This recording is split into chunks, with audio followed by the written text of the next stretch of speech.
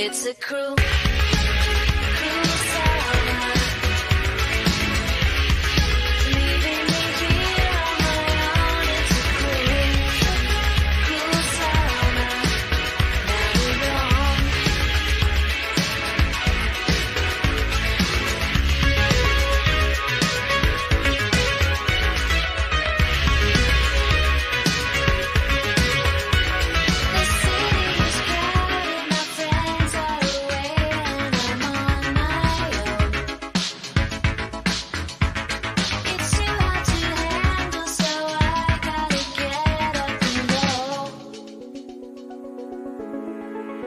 It's a cruel, cruel summer.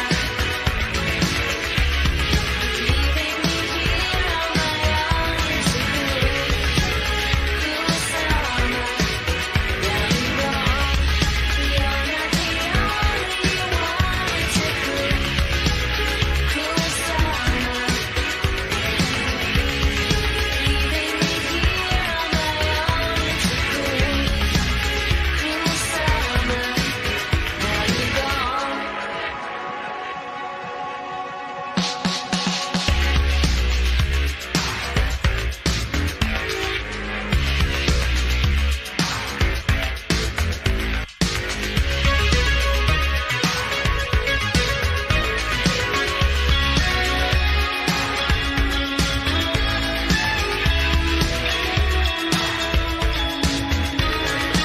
Yeah, I'm hoping that at this point it'll let me see the end of this video so I know when to come in. You know what I mean? Oh shit. Oh shit. So yeah, I don't know what it's doing. It's doing some shit. Some cool There's summer shit shit. going on. Ooh, shit. So luckily, Matt, I think that this will be the last time that I will ever have to deal with this goddamn computer again. Because because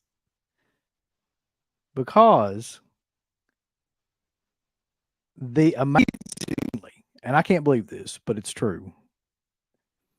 The GoFundMe for a new laptop, which clearly I desperately need for these fucking shows, has almost reached its goal.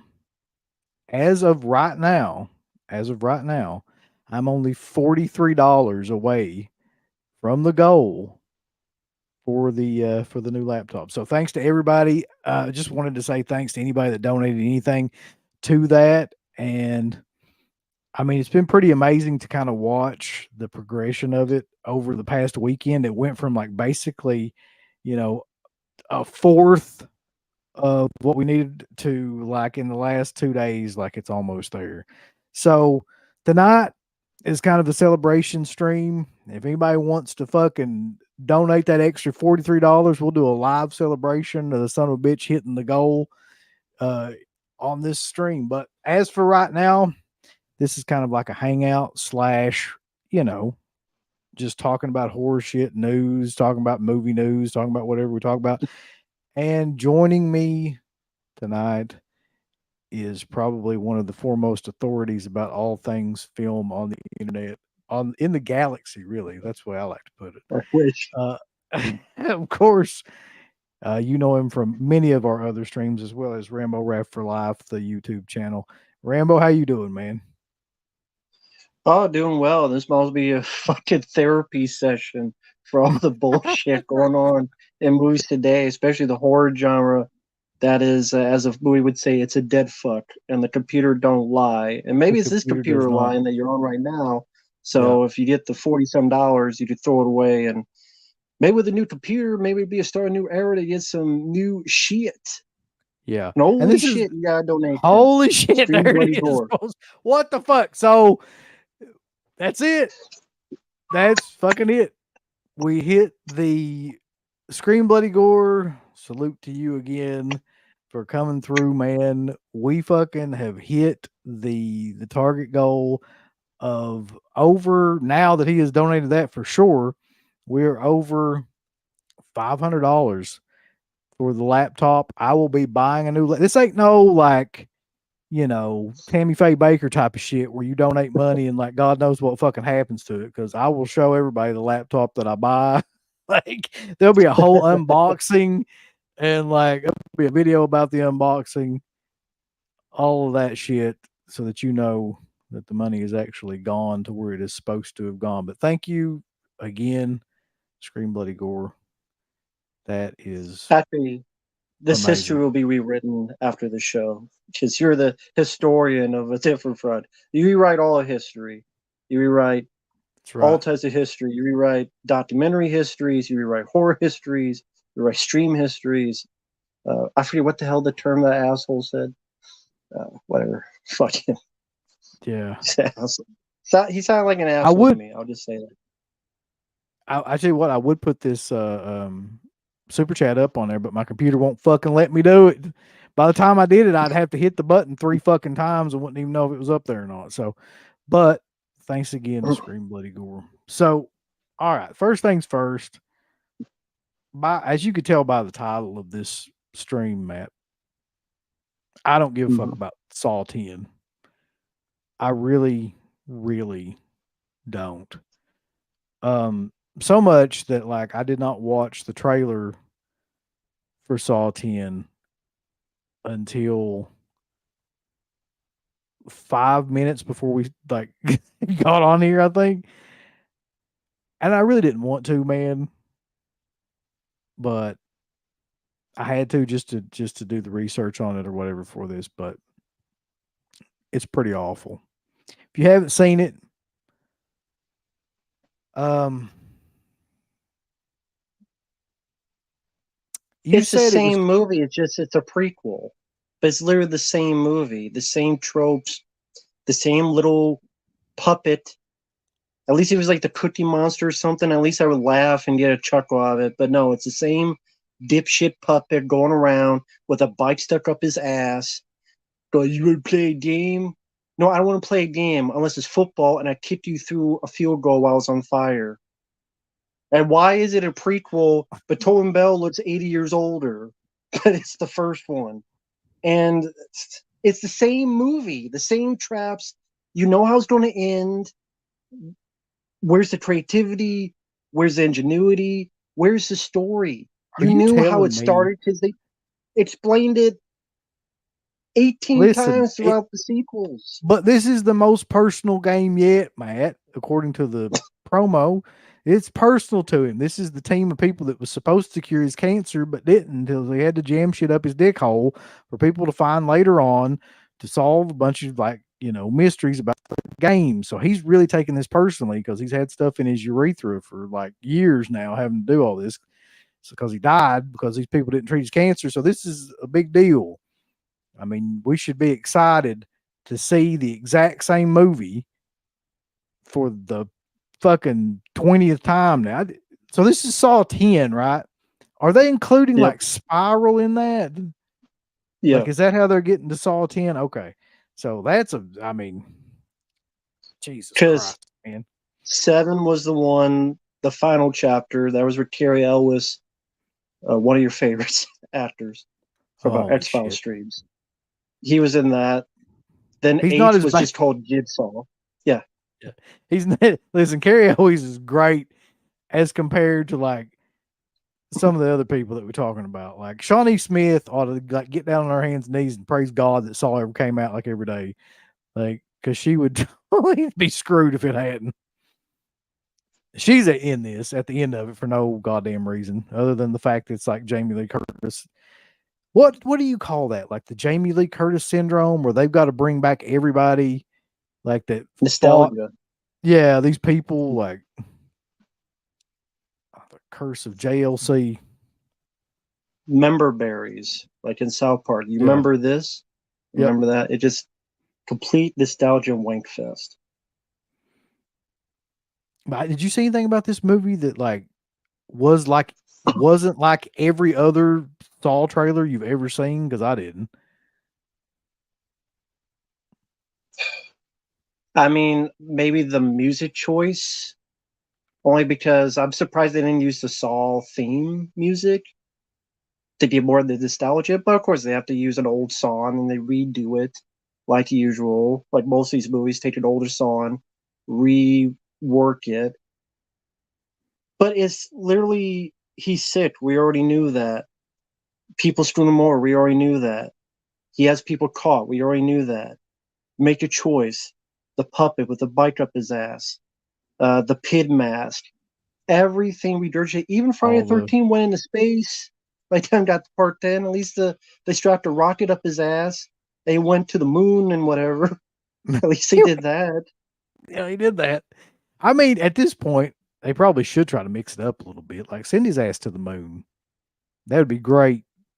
Be floating around in them fucking traps and stuff. But you know what I mean? Have one of them big bear trap things like floating around outside a spaceship. let's go, let's go to the chat real quick. Let's see who all's in here. It won't even load the chat, but I'm gonna try. Bloodbath and Beyond is in here.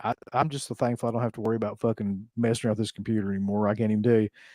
The Ring, Crash 517, the Mayor, of course, Texas HXCX65, Adrian James, Witch Hunter, fan of Eli. Oh Lord, I hope it's me means like Eli the movie, like other than Eli Roth. Of course, Scream Bloody Gore is always on here, and he always does great with the super chats, which we appreciate, and definitely appreciate this one.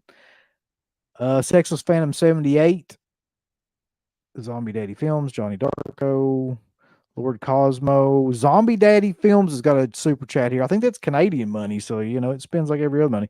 He says, "Here's some money for your Saw 10 tickets," and it's Canadian $2.79. I don't know. That probably translates to about $15 US at this point. So Johnny Darko says, let me see if I can even get this to show up, Rambo.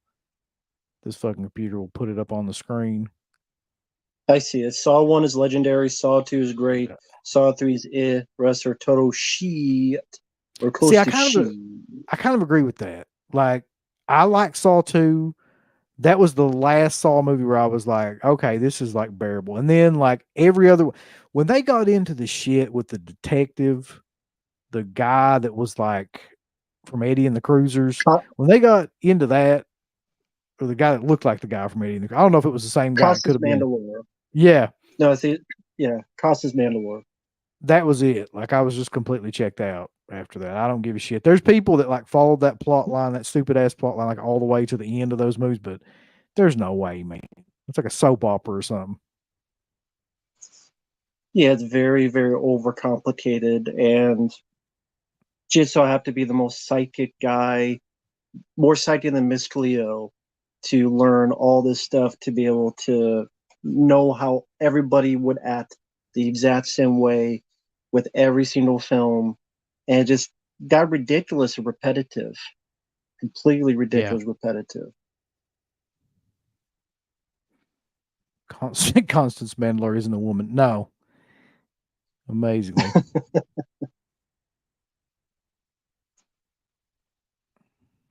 Let's see. Bronson Wright's in here. That's good.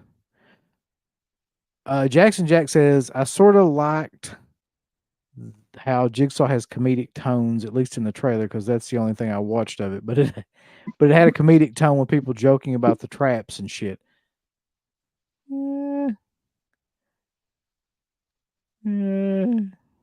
Garrett, don't come in here and start. Do not come in here and start.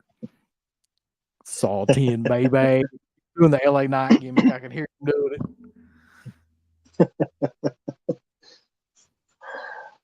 Or is that the, wait a minute, is that the Adam Cole gimmick or the LA Night gimmick? I don't know. I don't watch it that much anymore. I know somebody goes around saying baby all the time. Baby's kids.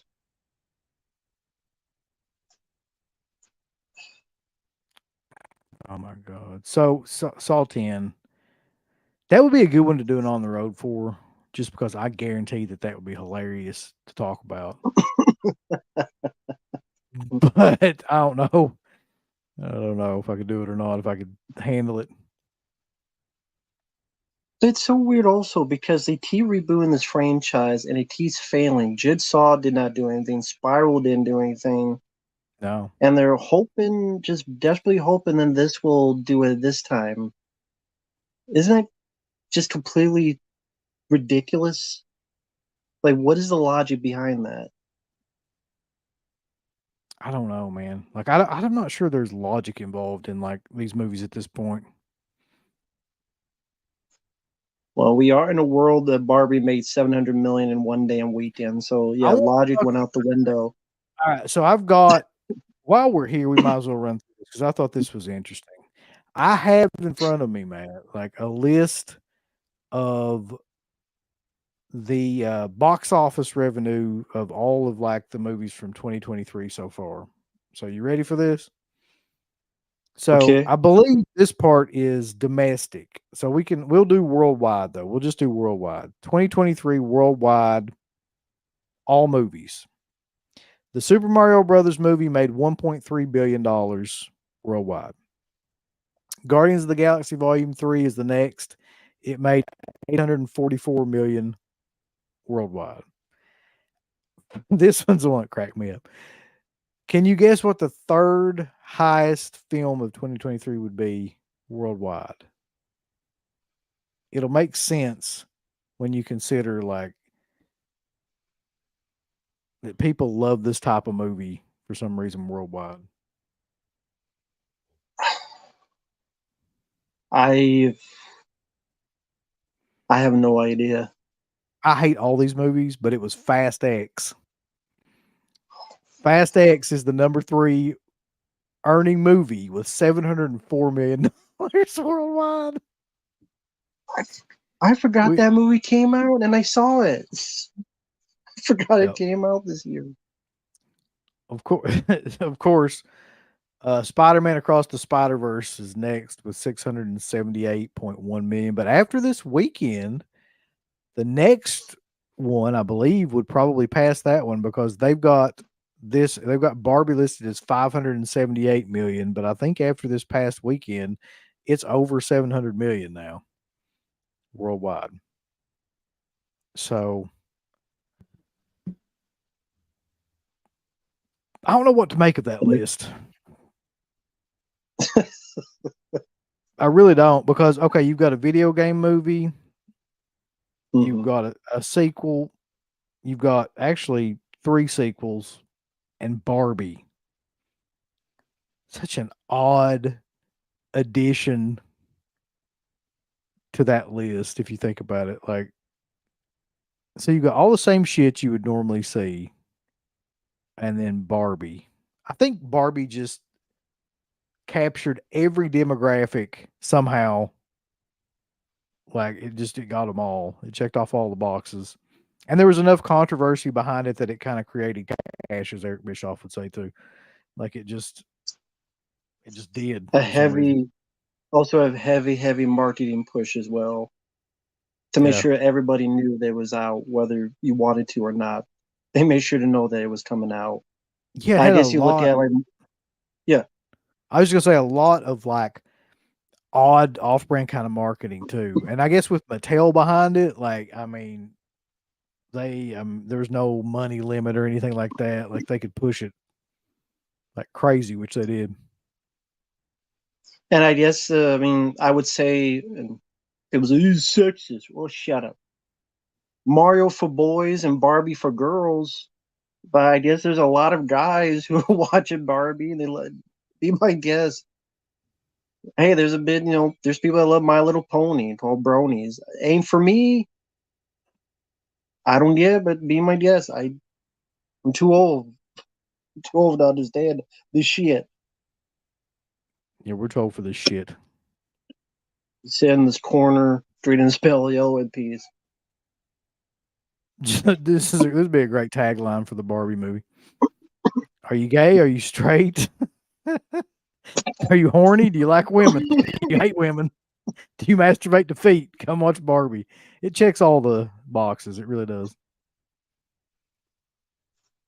And then Sexton says, don't be starting Barbie. I really don't have any Barbie hate per se. Like, I'm just amazed at the fucking amount of money that it's made. And I'm also amazed at this too, and this is Hopium Gardner says this too. The Barbenheimer phenomenon, which is kind of like taken off. And by the way, like, so I don't think Oppenheimer would have been nearly as successful without the whole Barbie connection either. So, this past weekend, last weekend tallies. So Barbie made 162 million. Oppenheimer was next with 83 million almost. I don't think that movie would have come anywhere near making that amount of money without that whole connection. And then it just kind of tapers off from there. You got Sound of Freedom is like 20. Mission Impossible only made 19, which I think is kind of a disappointment, probably. And Indiana Jones and the Dial of Destiny made 6 million. That movie's fucking Yeah. shit the bed by now. Yeah. It deserves every minute of it because sadly I saw it and I hated it to death. Yeah, I haven't even seen it, and I probably never will. I'll probably just leave that one alone, man, if I'm being honest. But so I just want to take a moment to say, in celebration of meeting the goal for the GoFundMe, I'm going to put the link to this fucking stream in this chat. If anybody wants to get on here, you're welcome to get on here. I don't even care if you're crazy acting or whatever. We'll just throw you off. It'll be fine. But here's the link if anybody's interested. But a couple other things I want to talk about too, man. I don't know if you're into like the physical media stuff, and I'm usually not anymore, to be honest, because like not like a great deal because there's so much of it that it just kind of fucking boggles your mind. But there was one release that came out where I was like, this is awesome. I'm a huge fan of the Hellraiser series. And Arrow Video, Arrow in the UK, just released the Hellraiser quadruple quintessential quintet of death. It's basically I forget what it's called, but it's 4 movies. It's all the first 4 Hellraiser films in a box set in 4K. And it's got like the work print edition of the 4th movie, which is one of my favorites. A lot of people don't even like that movie, but I like it. And all the other movies in 4K, and it's going to have like a bunch of special features. They haven't announced it or anything yet, but it's coming out. I think it's October, maybe. Okay. So, and the box set itself looks amazing, man. I don't know if you've seen pictures of it or anything, but it looks insane. So I'm pretty excited about that one. That's one thing that I am excited about. And have you seen the sequels, like the Hellraiser sequels, man? I've seen all of them. And yeah, when you get to about 5, it really goes downhill. Because you get to Hellseeker and Hellworld and yeah. Revelations with Judgment. I like the first 3. The 4th at least has interesting ideas, especially compared to what came out after. Would have been curious to see what it would have been if left alone. The director, I forget who was the director, but then his name was taken off, I believe. Or he wanted his name taken off of because they messed with his product, Hellraiser 4. I think it was an effects guy. Can't remember his name, the director of Hellraiser 4, but would have been nice to see what it would have been if he was left alone. I love that. I still love that movie. Well, I'll put it to you this way. I'm not sure how much I love the movie or how much I love the Angelique character in that. That's probably the biggest selling point of that movie to me, really. But I do like some of it where it goes into the, back in time thing into like, I guess 1700s, somewhere around in there. And I've always thought that it was probably the last great Hellraiser movie, or the last at least good Hellraiser movie.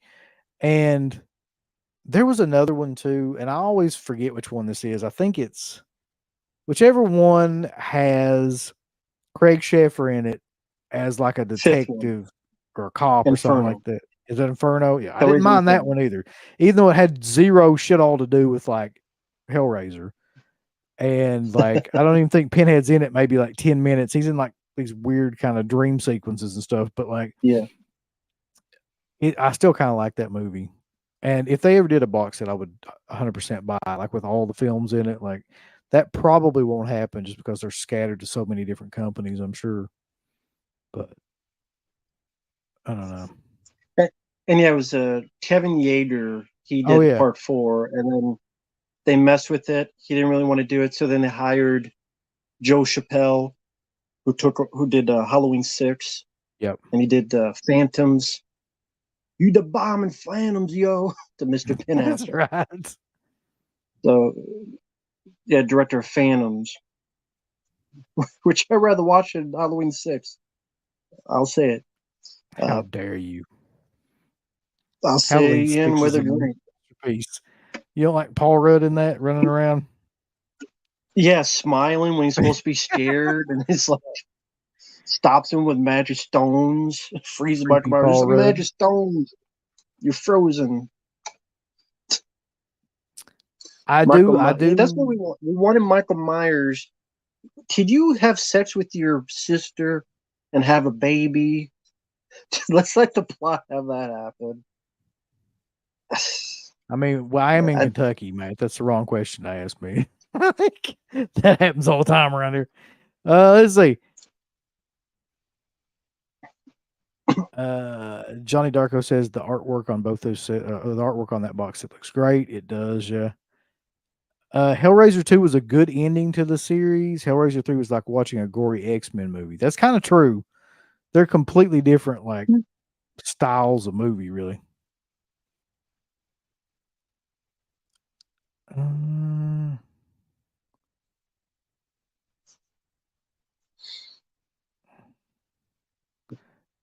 Johnny Darko, I hope so too, because I'm selling my fucking Scarlet box set. I hate to say that, but I am. So they better this Arrow set better be something else. The Scarlet box set, for people that don't know, was like the old Arrow box set that had the Blu-rays of 1, 2, and 3 in it, and it had like a bunch of like extra features and like a 200-page book and a whole documentary about Clive Barker and stuff as another separate disc in it as well. So I wanted to ask. I mean, it's Arrow videos, so usually at least they have a good reputation. Yeah. But is there always the fear of their next release will somehow be faultier in terms of they'll change the look or they change the lighting? Kind of like when Stream Factory put the Thing out, and then like the look of the film was more blue than before.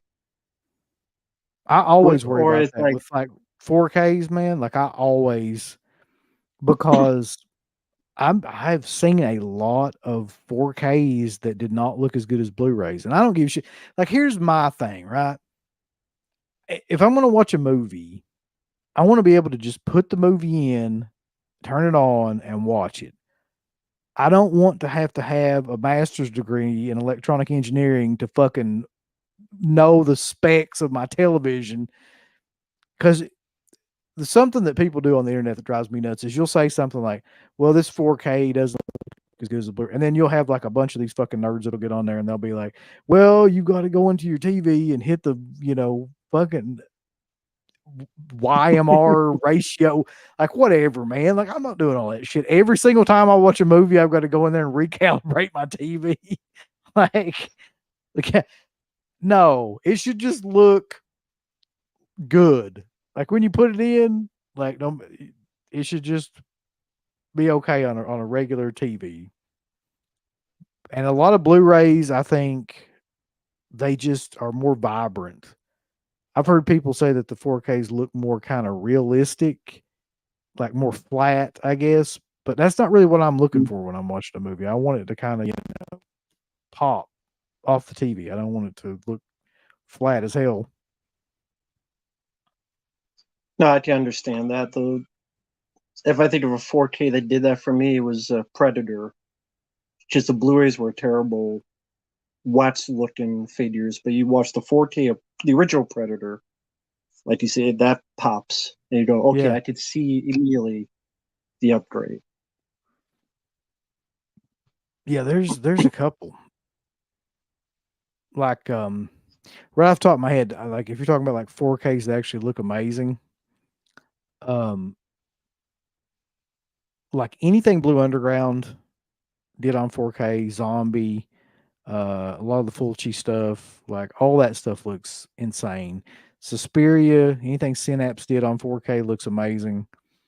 Um, see, and I even just recently watched the Jaws 4K, and it looked good, but I was like, it should look better than this. Like, I mean, for the amount of money they probably had to put in that fucking thing, it should have like blown my television up. Hmm. So that's what I'm saying. Sometimes it's not. Yeah. So I'm not if listening. you sell your so if you still sell your Starlet, Yeah. are you then screwed? If Yeah. they That's what I'm yeah. saying. Like if they fuck that up, then I'm gonna be super pissed. I would love to buy an OLED TV, man. I'm talking about Lucio Inferno here, but I don't have $8,000 to just like spend on television right now. I'm having a fucking fundraiser to get 500 to buy a laptop. I don't have $8,000. Like,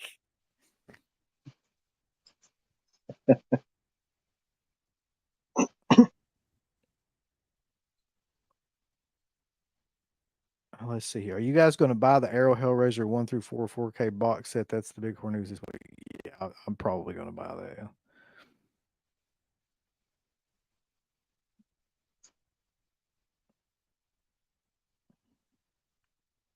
The Drive 4K looks incredible. I've actually heard that too. That's one that Second Sight put out, the Ryan Gosling Drive movie, Mhm. and I've heard that that one is pretty insane.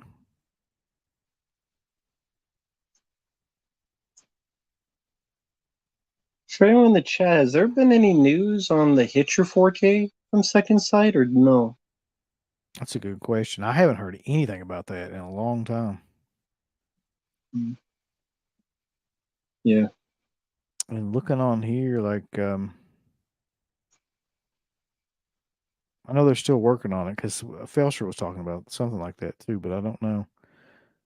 Hmm. Movie Junkie Johnson, it's either great as an upgrade or it's grainy as shit because it was 16 millimeter like that. Yeah, and Martin was a prime example of that too, where it was like the George Romero movie Martin, like it some movie what people don't understand, like a lot of blue tubers don't understand this either. Some movies, if you buy 4K of it, it nothing's gonna help that movie. Just like it was either shot on some sort of like 60 millimeter, like he was saying, or they don't have the inner positive for it, or there's something that will keep it from looking good no matter what format they have it on. You can have 4K, 8K, 3D. I mean, it's not going to look worth a shit no matter what you So do. like Martin. Yeah, that was the worst. That's the worst one I've seen. But a lot of the actual elements that they needed to make that movie look good are completely missing now. So there's no way that movie looks good, no matter what they put it out on, until they find that shit, if they ever do find it. So that's just kind of the way that it is with that movie. But I was Mm. disappointed, man. I thought it would look at least like a Blu-ray, and it ended up looking like a kind of a bad DVD rip, like Mm. like a DVD-R or something. Mm. Yeah, this is what I'm talking about, DMC. You're right. He says most 4K releases are dark and flat compared to Blu-rays, in my opinion. Mm.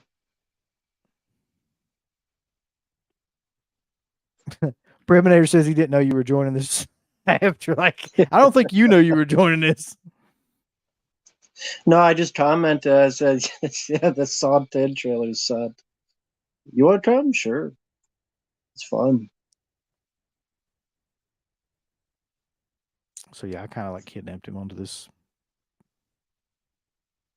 Bobo Cop 777 wants to know what happened with you guys about 5 years ago. Well,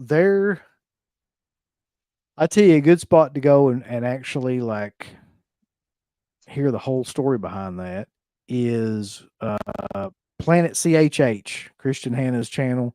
he actually did like a pretty good kind of retelling of the history of what happened with Dead Pitt, and it's about an hour and a half long. So I would check that out over at his channel at Planet CHH. Justin Jack, Rambo was asleep in that chair, and Uncle Bill woke him up with the Saw trailer. Actually, no, I saw the Saw trailer, and that's why I was sleeping in the chair, because it was so goddamn boring. And then I heard the chime on the phone.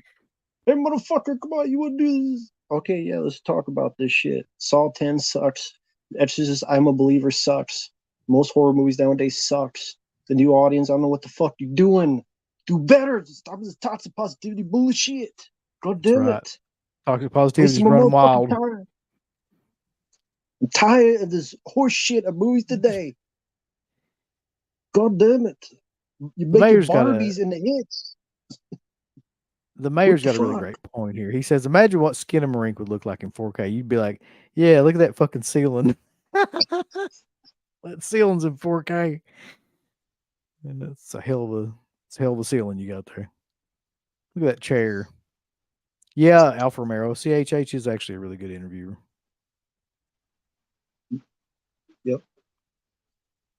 Skinamarink would Oh, suck if it was a YouTube video, let alone a fucking 4K. it would. I wouldn't have watched it, even if it was a YouTube video. I probably would have just turned it off.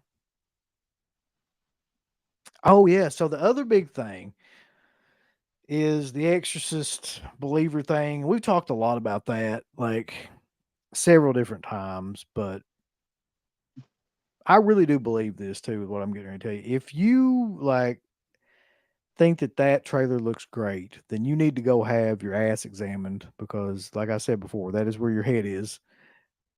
Your head is in your ass. So go to a proctologist, have him look at that. To each his own, and all that horse shit. Say, God damn, that thing looks awful. Get some surgery because the tight of the ass is current come to circulation to your neck. I saw it. It looks generic, boring, and I don't see if people. I would sincerely ask them, what is it about it that's so damn good about the trailer? What image? What scene? What is supposed to be creepy? It's two girls and they're having their periods or whatever. Whatever. I don't give a shit. I didn't see that part. I mean, killer. Maybe that's why they're connection. Maybe that's why she had all that blood in her in the church. You know, I'm like, that stuff doesn't belong on your face. Two girls, one cup. The somebody edition. Yeah, somebody posted like two girls, one Pazuzu, and I fucking lost my shit because that's hilarious. Like, kind of explanation of that movie. Yeah. But Scratch says, and I didn't know this until like right before we went on here, but apparently Scream Factory is releasing Night of the Demons 2 and 3 on Blu-ray, but it's going to be insanely like expensive, and I'm sure it'll be pure shit.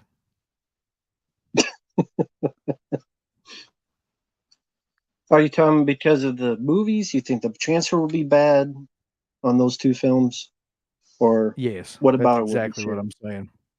Well, what Scream Factory likes to do is they'll make like a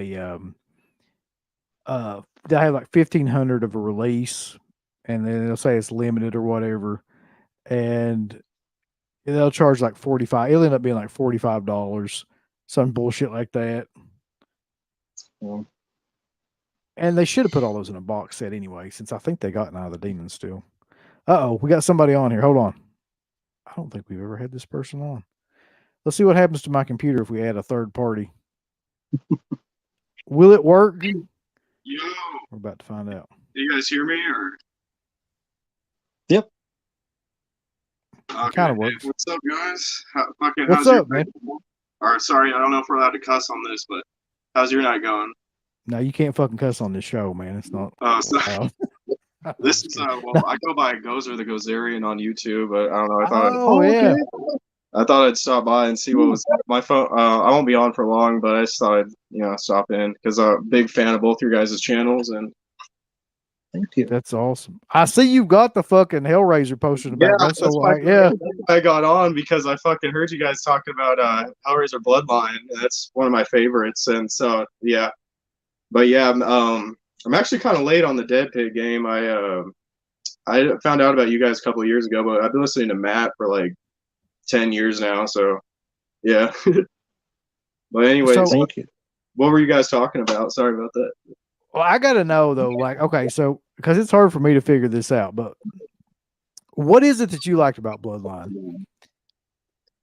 I think it's pretty. It was the first Hellraiser movie I saw, so I think I don't know, and I feel like it's just very underrated in terms of like the practical effects in it are super good, and like I think Matt brought it up, but practical effects artist Kevin Yeager actually directed it and got his name taken off of it, but. Yeah, overall, I just think it's very underrated in my opinion. What do you like about it? I mean, I kind of completely agree with that too, with the idea. Yeah, Effects. The scene at the dinner table, the scene that I'm talking about, where they're all sitting around, like, Go on, sorry. This is like the 1700 scene where they're all sitting around with the wigs and Angelique back, or the demon of Angelique or whatever. Yes, and there's a lot of great stuff, a lot of great effects in that whole sequence there too. Yeah, no, for sure, yeah. And I even like that whole like plots, the whole thing where it goes from like different time periods. I thought that was kind of cool too. And I really like the design of Angelique and like the twisted together Cenobites. Yeah, the twins they call them, like the ones that are kind of like It's definitely like I said, it's definitely my favorite. Probably after the first one, honestly, my second favorite. But yeah. Sorry, what were you gonna say? I was gonna say I try to find people that like champion this movie, but like you might be the first person that like really champions this movie. But yeah, it's a good one for sure. But I heard you guys were talking about the new Saw. Oh yes, Saw 10. I don't have a whole hell of a lot of good things to say about Saw. Matt, you go ahead. But I saw the trailer and I said, it's the same fucking movie. It's a prequel, but Tobin Bell looks 80 years older than he did in the first film. But it's a prequel. It's supposed to be the first time he's here. And then it's like, here's the dummy with the bike up his ass. Here's the fucking Shawnee Smith getting her cameo paycheck. Here's what to play a game. Play some fucking checkers. Play some fucking chess then. Do something different. Same goddamn traps. It's pretty retarded at this point. I don't know why they killed him off in 3, because it's not like Tobin Bell had a problem with coming back, because he's in like every fucking single one of them after 3. And then not just that, like they just end up having to do prequels because of it, and it's just messes with continuity. I mean, not that Saw cares about continuity, but That's true. So what were your thoughts on the trailer? Like, what are your thoughts on the whole franchise, Gozer? Well, I really like I honestly really the first one's honestly in my probably top 20 favorite horror movies. I mean, you could tell I'm a little younger than you guys, so like that's kind of was like my thing, was at least Saw for a long time. But honestly, now the only ones I really like are the first 2. So to be honest, honestly, everything after 2 is kind of garbage. Yeah, that's kind of what we were saying. Like, especially when you get into like the Days of Our Lives section of it, where everything is like everything's connected, like together, and you have to figure out like they would do those movies, and from one year to the next, like I would have no idea who the characters were. Like they would reference characters in some of the movies, like 4 and 5. I'd be like, I don't know who these fucking people even are, but they were from the last movie, but they never explained like who they were. And if you didn't care or weren't paying attention, you would be completely lost in those movies, man. It's ridiculous. And but like I said, the first one just kind of, because the first one wasn't really about the traps and everything. It was more like a kind of like crime thriller, and I like that really a lot about that. When it kind of got like all Final Destination-y, that's when I was just like, okay, like sort of like school and stuff like that, where it's like, it got really stupid. They're like right about the 4th one, And the third one actually kind of got stupid, but the fourth one's when it really kind of kicked it up a notch. Yeah, for sure. Yeah. But the other thing, though, that I was going to talk about was aside from the new Hellraiser box set and all that shit, is they released the new Exorcist like 50th Yeah, anniversary. for that when I went and saw Oppenheimer, and yeah, it doesn't look good. You About the know, the Believer, Exorcist yeah. believer. Yeah.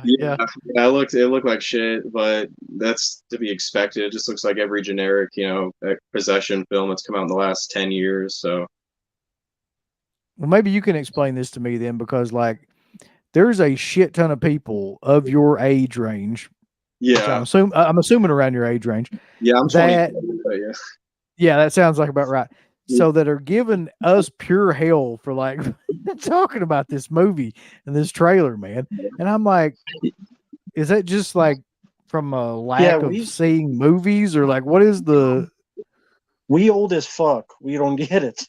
Please tell us. We don't. Yeah, we don't understand. Well, a lot We of old kids, as fuck. We don't get it. they're pretty passive. They'll watch anything. Like, what was that shitty movie Hellfest that came out around, like stuff like that, like the new It movies. Like, they don't really like. They go into horror more for the jump scares, I feel like, and more the entertainment value of, I guess, seeing it in the theaters, not the actual content. Yeah, I guess it's yeah. And I kind of feel like the Exorcist Believer will be really, really successful because it looks like the Evil Dead Rise. Like it has that same look to it. And it's David So Gordon Green, right? So, Yeah. we'll do something, sadly, but yeah. It's going to be as generic as it can possibly get, though. I about guarantee you that. Oh, for sure. It'll have like Corey will come into it. Yeah, I actually wanted to ask you. I know that I think you and Creepy Kentucky don't live close to each other anymore, but it would be cool to see you guys do more of the Dead Pit on the Road, though. I've been rewatching your older ones, and they're super entertaining. But It's funny that you mentioned that, because we actually were talking about that like here lately, like of doing like a couple of those coming up, and we probably will. yeah, really sick. I think Barbie. Saw will probably be one we do because it'll be funny as hell to talk about. And Yeah. Barbie, yeah, we'll do Barbie. That'd be fucking killer. Gotta do Barbenheimer. Yeah. I don't think I could get him to sit through anything. It's 3 hours at this point. It did Barbie. It's not 3 hours long. Fuck hell of a video. Yeah. Or Indy But 5. no. There you go. Indiana's 5. Just this. Fuck you. No, I'm not doing that. You want to see 80-year-old Harrison Ford being called a piece of shit for 2.5 hours? I didn't even want to see that movie when he wasn't being called a piece of shit for that. Yeah. Yeah. This is kind of old news, but what did you guys pick up anything from that Severin sale? Like where they released the Maniac ripoff cover and Bad Biology and Yeah, I picked up the Maniac 2 slip cover because I knew it would go out of print. Yeah. And then I picked up the Psychic. I picked up that and the little music box, and I think that was all I got. Okay. Yeah, for the last horror film or whatever, that Joe Spinell movie. Yeah, I totally ripped it off. I think they did the same thing for some shark movie. They labeled it as Jaws 5 or something like that. Yeah, that was Cruel Jaws. Yeah, yeah. Fucking stupid. Which I got to say, that movie is like one of the best bad movies ever. Like it's awful, but it's like great at the same time. So. Yeah, for sure. Yeah. I didn't pick up any. I was thinking about maybe Bad Biology because I haven't seen it forever, but I wasn't gonna pay $49 for it because I love Frank Henenlotter, but no way. I do too. I mean, Frank Henenlotter is one of my favorites, but like that movie's not worth $50. I'll just go ahead and tell you. No. Like, it's not his best hour of filmmaking. So what the hell makes it $50 for one Severin. movie? It's just Severin, man. Like shit. Of all of the labels, they're the most expensive, and I don't know why. But they're more expensive than even like Vinegar Syndrome, which is fucking expensive as hell too. Yeah, Vinegar Syndrome. Yeah, I got a couple. I haven't bought any of their releases in a while because they haven't released anything good lately. I think the last ones I picked up was Freeway 2 and this really terrible one called Frostbiter, Wrath of the Wendigo. Because I just wanted to see what Oh that. yeah, Yeah, it's bad. It was- I kind of figured that would be a piece of shit too. yeah, yeah. It was one of the ones that Troma distributed, but had nothing to do with. Which some of them are sometimes good. Like I don't know if you've heard of Jeff Town or anything like that, but they have some funny, good ones. But Yeah, every now and then, like they'll have some cool like partner label stuff. I yeah, picked up, yeah, I picked up Killing Spree, and then like a couple of like old shot on video, shit from the '80s that I knew about. Okay, yeah. I saw the slipcover for that one looked cool. I was tempted, but I haven't heard anything about it. It's God, it's not good, but it's incredibly gory, and it's got like that vibe, that shot on video vibe from that time period. Yeah, for sure. Yeah. Do I remember Dirt Dauber? I do actually remember that. That was like one of those killer fucking insect movies, I think, that came out around the early 2000s. Somebody asking about Dirt Dauber bulls. But yeah, other than that, like I know the Scream 4K box set came out with like the first 3 Scream movies in it here Yeah, recently. I saw that too. Um, yeah.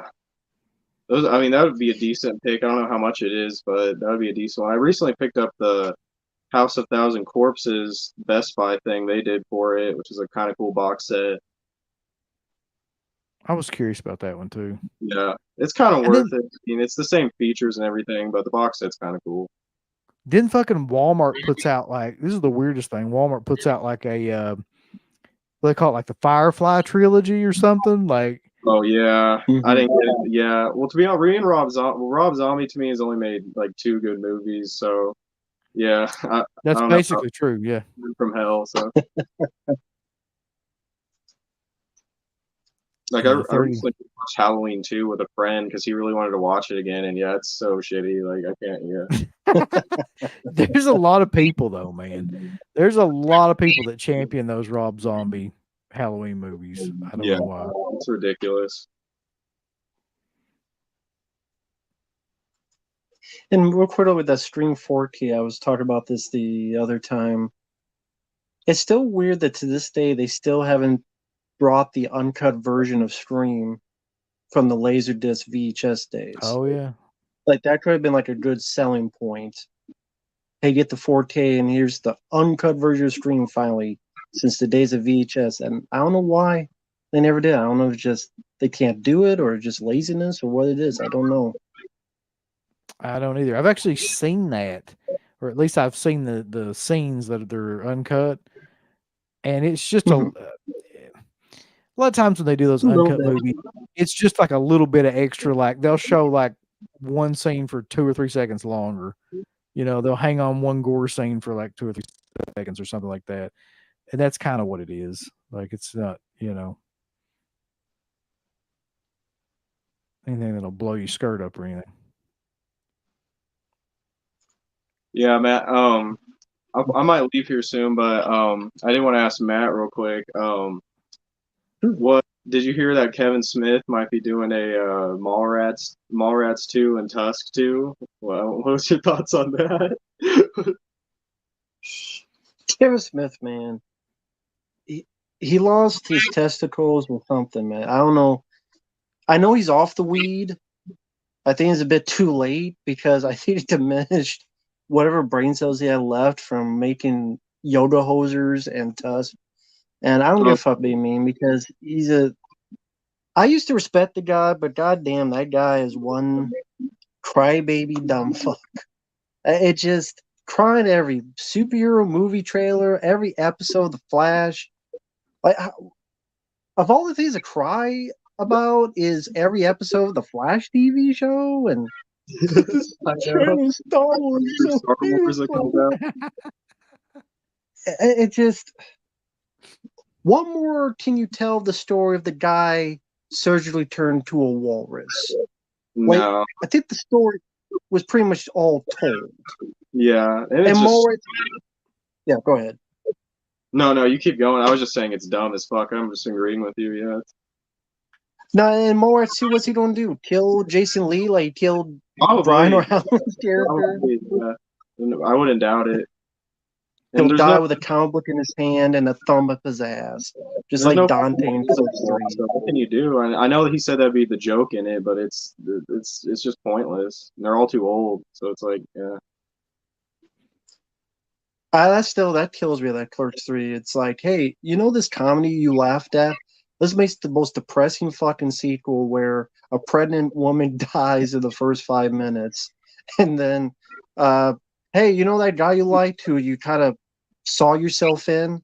Well, he grew up to be a loser. He's a fucking loser. He didn't do anything with his life, and in fact, he has a heart attack, and then he gives up his life because you know what? You're right. I am a fucking loser. I didn't do anything in my life. I'm on this bed, shitting in the bag. You know what? I should just die because my wife is a ghost having sex with other ghosts, apparently.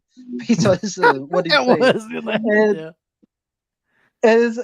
what is the message? Hey, you're going to grow up. Your life's going to suck. Give up your life because it ain't going to get better. Was that the message? Yeah. What kind of message is that? The message was, I think, if you've got Rosario Dawson as like a ghost woman, then you should just die if you have the chance and go just be with her. Yeah. Loki, like Uncle Bill, yeah, you being a fan of Clerks, and I believe you've seen Clerks 3. I have, yeah. How do you look into why a guy created it would go in that direction? Like, I just confused. Uh-oh. See, I did. Yeah, he He couldn't heard that take it. Dante died. He just slammed the phone. Like, He couldn't take fuck fucking this. Clerks 3 talk. Good take it. The phone literally had an explosion of heart attack. Like Dante So- had a heart attack. We'll see if he can get his shit back together here, but if not. Okay. So what His was the phone- question yeah. though? So like why the fuck would you make that movie basically? Yeah, like what if you create these characters that you know people like and enjoy, and you know, like the end of Clerks 2, which I did like that movie quite a bit, ended things perfectly. Oh, this is a great step for these characters. Randall learned to not be he learned to be a little bit more unselfish. They got their shit together. This guy's going to be with Rosario Dawson. He's going to stick to what he should do, Yeah. own up to his responsibilities. It's actual progression of a story of characters. Then you get to a third film where actually, nah, he didn't grow. He's in the same store. He's a loser. He never accomplished anything. Your entire life's been a loser. Your wife is dead. Your baby is dead. His fucking goldfish probably dead. His cat probably drowned himself in the fucking toilet from all the depression in the fucking movie. Some kid probably pissed in his Cheerios before the movie started. Whatever the hell else happened, and then at the end, just Randall is like the most selfish piece of shit character that didn't learn anything from Clerks 2, apparently, I guess. I don't understand that thinking. I just don't. And I know people love it and they go, why? I don't get it, I guess. Why would someone like that? I know it's their opinion. And why would a director who created this, Well, was it just like, there's I a hate my creation? Sorry. there's a bunch of stuff about that movie that was depressing to me. Because number one, and I'll be honest with you, this is always depressing to me, is how Jason Mewes looks now. Just because like he's whatever happened with his teeth and everything and just the drug addiction and all, he just doesn't look like the same person anymore. So it's always kind of depressing to see him in those movies for me. But number two, exactly what you said, where it's like they really went hardcore on just making as much shit go wrong as possible in that movie. Like, so like you said, yeah, he fucking dies and his wife dies like before that. and she's a ghost in it, which is such an odd. Just and the conversation they have about fucking like, uh, uh, and like you said, Randall becomes like a prick. He was always a prick, but he wasn't really a prick to, you know, Dante. So it's like he's just a selfish, like self-centered asshole, like completely. There's nothing redeeming about him whatsoever in this movie. And Dante basically is just like bitching at him and just dies. He just decides, well, he doesn't die right there, but he just basically decides to like give up life because like that guy like pissed him off so much and he realizes like how empty his life is.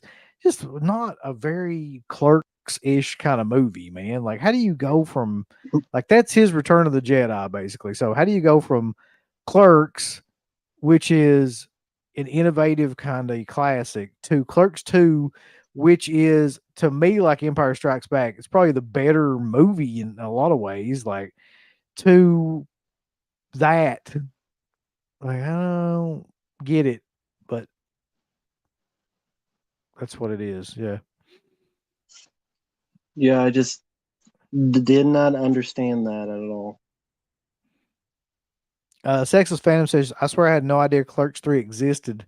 I was disappointed with 2, but don't care. The original is more of a time capsule for me. It takes me back to high school and over. Yeah, I mean, the nostalgia factor is definitely there for that one as well. What's up, Rick Perez? Also, before we go any further, though, big thanks to Chad for coming in and actually being really cool. And like, yeah, it's good to have him on here.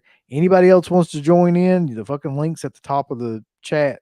Go for it. I don't even care who it is. I don't even care if it's Metal Man at this point.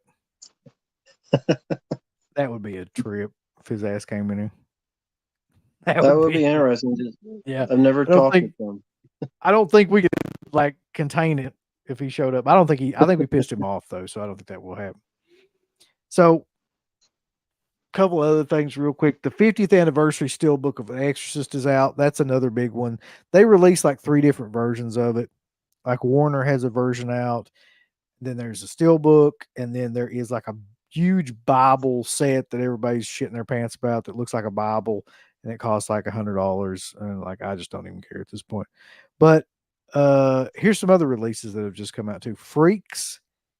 Criterion just put out Freaks, the original on 4K, the 30s movie.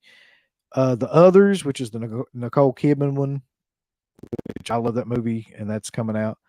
Videodrome on 4K from Criterion, and Don't Look Now, which is a really underrated Donald Sutherland movie from the 70s. So all that's coming out. Some shit I don't care about though. Cujo's coming out on 4K. Do we need fucking Cujo on 4K? Like anything that Scream Factory can put out on 4K that they already have on Blu-ray, they will at this point. So that's just a couple there. But will they come with lunchboxes like Elf, the TV show? They have lunchboxes and a fake rock. Yes. Yes.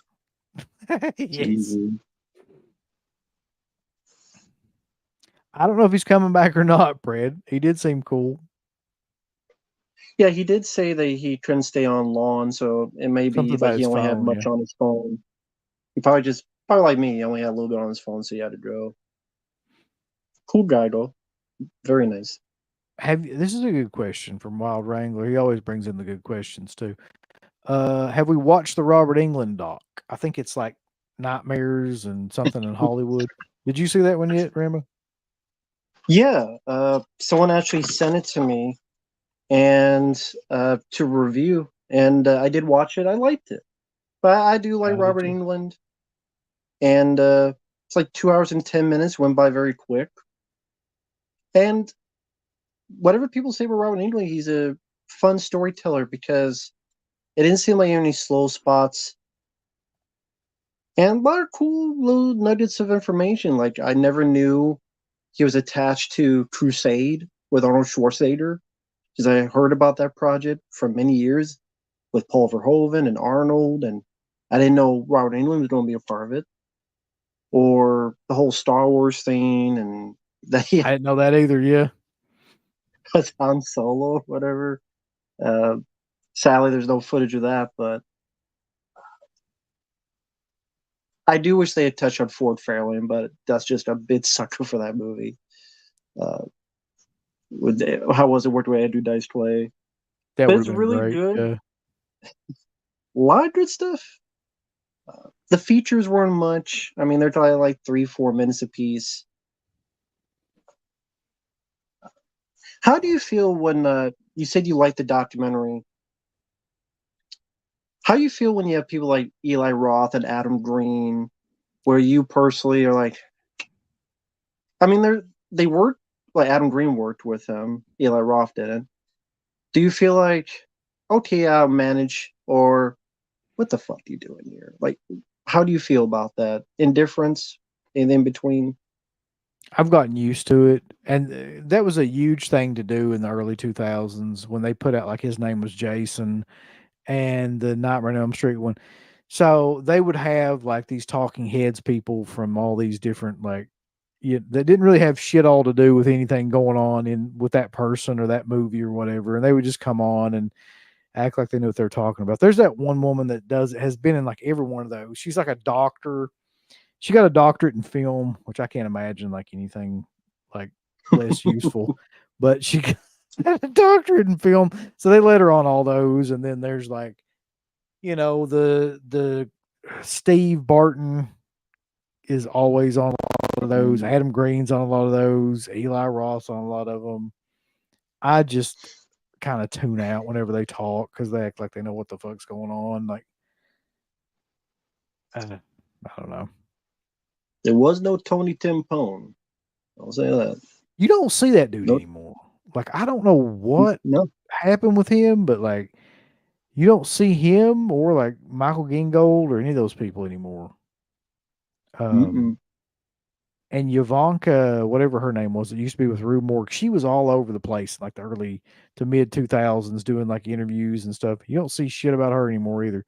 So I don't know what happened to those people. I have no idea. No. So how did you feel about the documentary? Oh, I loved it. I thought it was great, but I love any documentary. Like I could sit and watch it. I watched a documentary about like Ricky Queso, the acid killer, and then like I would watch a documentary about L7, the band. Like it's just, I don't even give a shit about those. You know what I mean? Like I don't care that much about those things, but I'll just watch a documentary about everything and anything. So not to get off tangent, what's the acid killer? I haven't heard that one. So there was this kid in the mid 80s. His name was Ricky Casso. I don't know, however you want to pronounce it. And he was just this kind of messed up kid that was kind of part of this Skid Row scene that was going on. And he would sell acid. That's how he made money. His father kicked him out of the house and he was living on the street. So he would like sell acid and PCP to make money. And he lived like outside in parks and things like that. Well, anyway, one of his friends steals like a bunch of PCP off of him and he goes crazy. And finally they like run into each other and he ends up stabbing him to death and he cuts his eyes out. It's a whole big thing and he ends up killing him. But anyway, what made it kind of famous was he was really into like AC/DC, Judas Priest, bands like that. And he would carry around like the Satanic Bible with him. So it really didn't have anything to do with Satanism, but the press picked up on that, all that stuff. And it was like one of the beginnings of that whole satanic panic thing that happened in the 80s where he kind of got labeled as like here, see, this is what happens when you listen to that kind of music and like yada yada yada. And kid just really had like a shitty life and ended up being out of his rock. And I didn't realize this because I'd heard of him before, but didn't even know this part about his life either. But apparently, like right after he got arrested for all that for that murder, he hung himself in the jail cell. So he was like 17 and killed himself. Like after all that happened, I didn't know that. Yeah, there's a documentary about that. Was this on Netflix or something? It was on Tubi. That's where man, Tubi's got the best selection of documentaries that of anything I've ever seen. Okay. Couple things on here though, real quick. Pablo says, and I didn't know this, that this might be why Ivanka is no longer with us. Says that she did Joe Biden and plagiarized some horror writers. That makes sense. Ooh. Dallas Jones says Rebecca McKendry is awesome. That's the one that's a doctor. Very knowledgeable, and she has made solid movies. I don't think I've seen any of her movies. I'll take your word for it. Sexless Phantom says, that's how I am. I love docs. I want to see that L7 one. I looked to get it on Amazon last year, but never had. It's on, I'm pretty sure it's on Tubi. That's where I think I watched it. 1 second.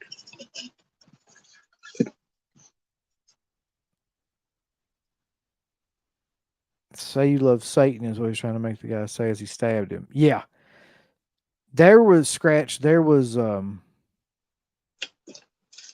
actually a book that was named that as well. That I actually had that book like a long time ago, and it was about that whole thing, but it was a bunch of bullshit written by a guy that didn't really know anything about it.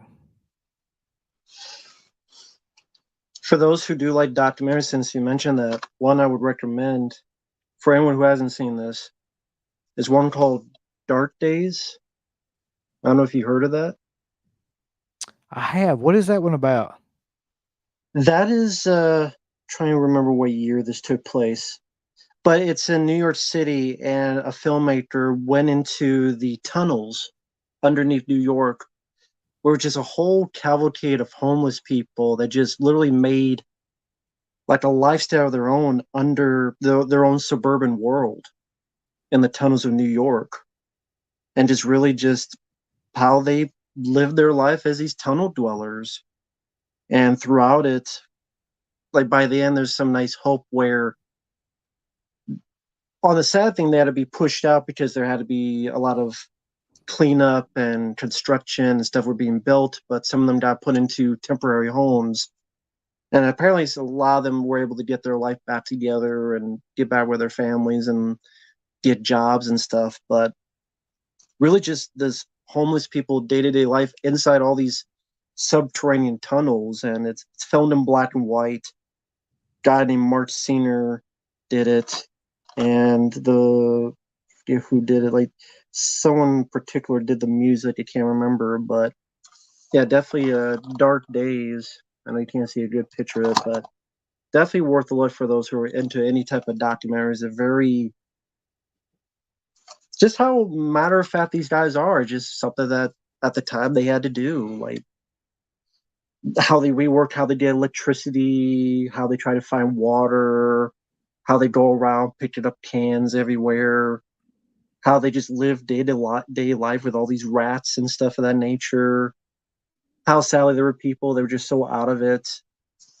Like I listened to the commentary on, there was like one guy who you see him briefly, but you never see him again in the documentary, and you listen to the commentary. That's because the documentary tried to talk to the guy, and the guy seemed like he was okay. Then the next day, he was found to have jumped onto the train tracks. Jesus. And Yeah. that, there's, and like I said, it does have some good emotion, but there's a nice little light at the end of the tunnel as well. So, yeah, very interesting for those who've never seen it. Again, it's called Dark Days. In fact, remember the 2000. It came out in 2000. Yeah, and I'll watch anything like that, like any kind of documentary like that. I try to watch some, and some of them are really bad. Like the quality is so bad I can't like watch them, and then some of them you just kind of stumble upon stuff that's kind of hidden gems, you know. But that one's definitely worth a look for those who like that kind of stuff. Did you ever see Clerk, the documentary that Kevin Smith did about his life? Not that one. I mean, I've seen no, not that one. I've seen the making of on the Blu-ray of Clerks, but not the actual Clerk. How was it? It was actually fairly decent. Like I didn't mind it. Like he Okay. actually references in there too. He's like, some people say that like, or a lot of people on the internet say that when I started smoking weed, that's when like, things started getting worse and going downhill and stuff. So he talks about that and everything too, where he's like, there's a lot of people that will tell you that like when I started smoking weed, like my movies started going downhill, but he's like, it saved my life or something at that time and yada yada yada and bibbity bobbity boop. So I don't know why he's not smoking now. If it was such a great, time for him, but uh, it's a good documentary though. It's not bad. Cool. It actually Oh goes yeah, through a lot of the I'm glad I saved his life. It just sad that made a lot of shitty movies. Yeah. I'm glad Yeah, I saved mean, his I life. do think that was like one of the direct results of that was it just kind of killed his film, the quality of his film somehow or another. Just or maybe him giving less of a shit is what killed the quality of the films. I don't know, but he also talks about Zack and Miri, where that was like the one that basically broke him. Talking Yeah, but about just like, uh-oh, I would actually listen to his podcast with his producer Scott well, Mosier called Smodcast, and when he was sober, it was very Matt was interesting to gone. listen Now he's to. back, I think. Am I back? Gozer, I didn't even see this. Gozer's got a super chat on here. Yeah, hold on. Matt, are you back? Yeah. Can you see me? Can you Yeah, I hear can me? see. Okay. Okay. Stupid phone Gozer company. Gozer actually sent a super chat to get a link to hold on. Yes, I can repost the link. Hold on.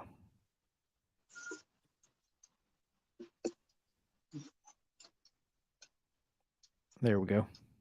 Anybody else wants to get on here? There's the link. Although if we get up above like 6 people, my computer's not gonna fucking let me do this show. So just keep that in mind. Yeah, so Zach and Miri broke him just because like it bombed as hard as it did, is what I was saying.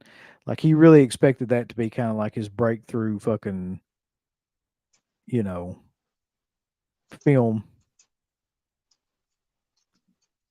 to make like Yeah, I $100 million. listened because I listened to his podcast called Smodcast, and he did a whole episode about how all these people kept telling him it was going to be a big hit. You got Seth Rogen now, and it's going to be the biggest hit of your career now, and this is going to go into bigger things. And then the opening weekend, it flattened, and he got literally, as he put it, he didn't go on the internet. He was a wake and bake situation. In fact, he refound his new love for weed because of Seth Rogen on the set Yeah. of that movie. And that's when his podcast started going downhill too, because it's just like half it was coughing up smoke from weed. Just He really went all out too when he got into weed. It was like that's all he did. yeah.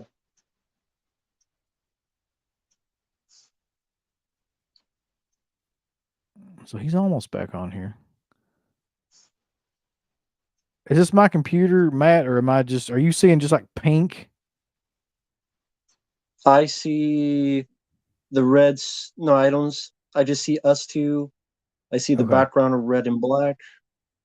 Okay. Probably my computer's just gonna fucking explode here any minute.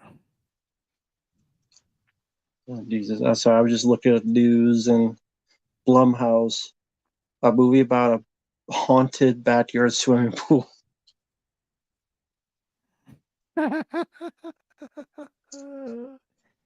For January of 2024 by Universal. The backyard swimming pool is haunted. Oh shit! Don't swim in there. It's like that Eli Ross show, A Ghost Fucked My Life Up or something. He actually did a show called that. It was like A Ghost Ruined My Life. That's the show that guy did. Oh God, you gotta love him.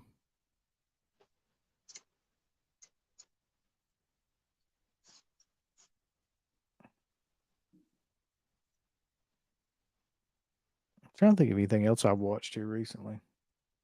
Abraxas. I watched that. With Jesse Ventura? Tell me that you've seen Abraxas. Yes, with Jesse Ventura. Yeah, like James Belushi has a cameo. He's like a principal at school. Yes. It's one of the weirdest cameos ever, too. It's like they just got Yeah, him for a day or something. I think his wife worked on the movie, so then that's how they got him. Yeah, I've seen it. And Sven Thorson, who's Arnold's buddy, he's like the bad guy. And Yeah. so, what were your thoughts on Abraxas? Guardians of the Universe. It's an awful movie that's trying to like kind of rip off the Terminator. I guess it was like his attempt to go off on his own and make action films. Like, I'm not entirely sure, man. It's really a confusing movie because it's like there's this whole race of these like these alien things that come down, and I can't remember the exact plot of it, but it's really kind of shitty. But Screen Factory put that out, by the way.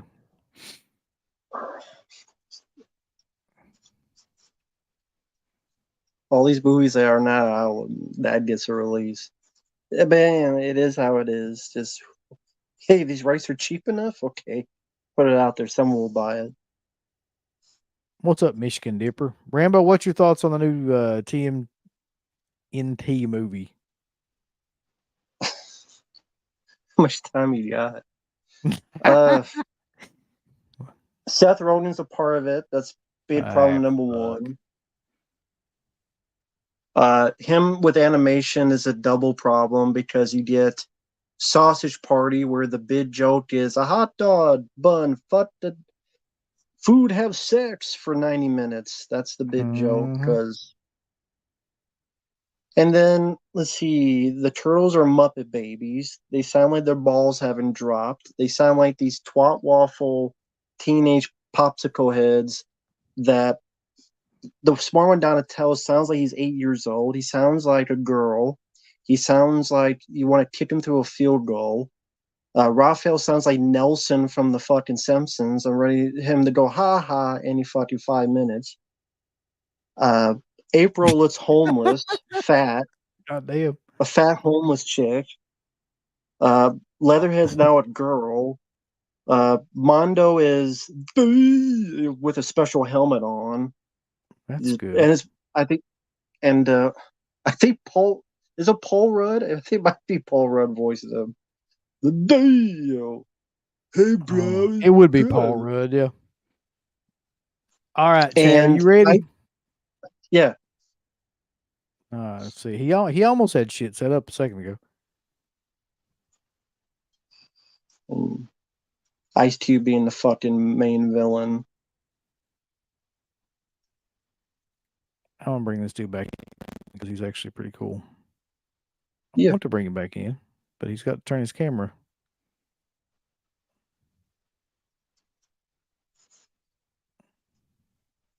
So in other words, it looks like shit. Let's take a chance. Let's Can take a you chance, guys see what happens. Yeah. Sorry, my fucking phone like died, so I'm Columbus like, did, Rambo. He took a chance. That's why we're here. yeah, my fucking phone died.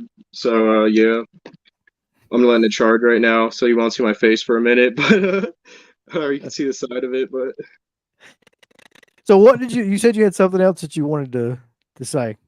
Oh well, I just heard you. Sorry, I got interested again because I heard you bring up.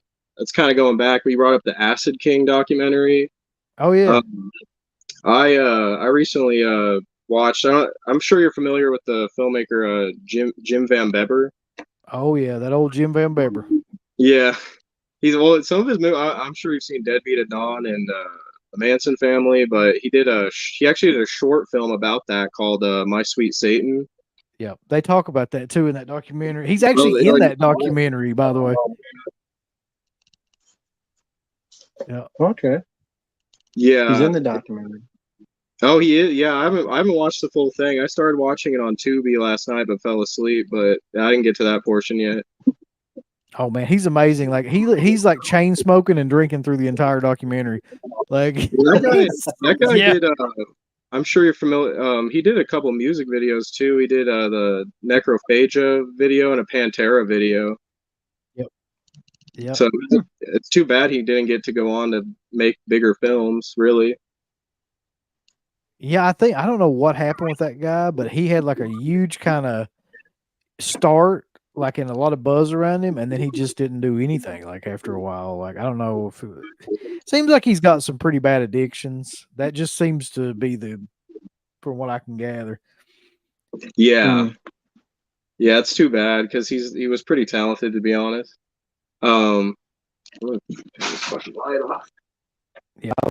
Loved there was a box set that came out not too long ago that had all of his films on it and the shorts and stuff, which were great. Yeah, I know he did that other one that's pretty much kind of almost an Eaten Alive ripoff, Gator Green, but I which think what the it, one go everybody ahead. kind of knows for him, the Manson Family one. That's the kind of one that made him famous or Yeah, that infamous. was really good.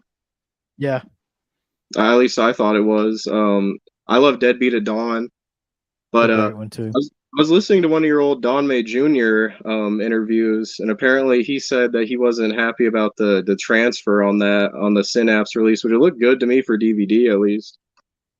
Yeah, I kind of feel like Jim Van Bever's just one of them guys that probably don't like a whole lot of shit, and he doesn't mind telling you. He just probably like got drunk, and I think that was the dude that Don May was saying like left a bunch of voicemails and stuff. Like he was drunk. Yeah, He left like hours of voicemails and shit, like just bitching him out basically. Which I could totally see that. Yeah.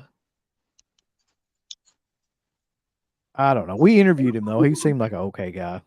yeah. I wanted to ask you about. You also interviewed the guy he's dead now, but he owned Code Red. I forget his name, but Banana Man. Banana. Yeah, Man, yeah. Bill Olson. Yeah. and I heard he was kind of a trip, or like, wasn't he saying he wanted you to edit the shit out of the whole interview, or? He was the only guy in the history of our show. I don't know how many interviews we've done, but he was the only guy that ever asked for like an interview to be edited or he wanted it like taken down. And we didn't do either one of those things. So he didn't really talk to us after that. Well, his old Banana Man shtick is stupid. I don't know if that was him in because I got there just before Dawn Blu-ray, and they did that shit in there. I don't know if it was a different guy or if it was him wearing it, but yeah, it was terrible. Yeah, I was watching something. I can't remember what it was. And at the beginning of it, he was like interviewing the guy in the Banana Man suit. I know what it was. It was Cut and Run, the Diodato movie. I don't think I've seen that one. He's doing that whole shtick at the beginning of that, like he is like an introduction to him interviewing the guy in the Banana Man. I'm like, what the fuck? Like, can you imagine? Like you come in to do like a commentary or something, and that he's like dressed up like that.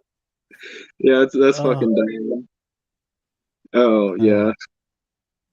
But what's Slippy and Don May Jr. They were really good, like whole red shirt picture things back when they did. They still do, but their documentaries are great.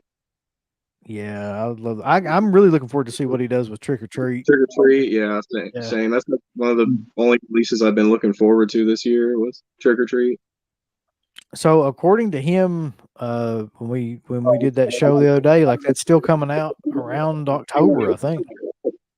I hope so. I know the Kidred took forever, and I picked that up when that came out because I couldn't believe it finally came out. But I'm sure it will come out sooner than that one though. Somebody's asking who owns Code Red now. That is a good question. I have no idea. I know that Kino owns a lot of their stuff, but I don't know who owns that company now because both of those guys are dead. Both the brothers are dead. Yeah, this was one of the Code. This is one of the Code Red, but I got this from Kino because even still has the Code Red on there. Yet it's on the Kino website. Oh, the few movies like that. Strangeness. Yeah, That's a good. So there's a few movies like that. Yeah, it's got good stop motion in it. Yeah, it was a good little movie. Bit Reminds slow, me, but good little movie. yeah, it reminds me a lot of the not necessarily, but kind of like the Deadly Spawn, where it has like really low budget effects, but they honestly look a lot better than most bigger budget stuff. Yeah, I also like the John Carpenter type of score that they put in there. That was a good addition. Yeah. Well, I was gonna, yeah. So What is your guys' favorite John Carpenter score? Sorry to cut you off, but oh God. That's a good fucking question.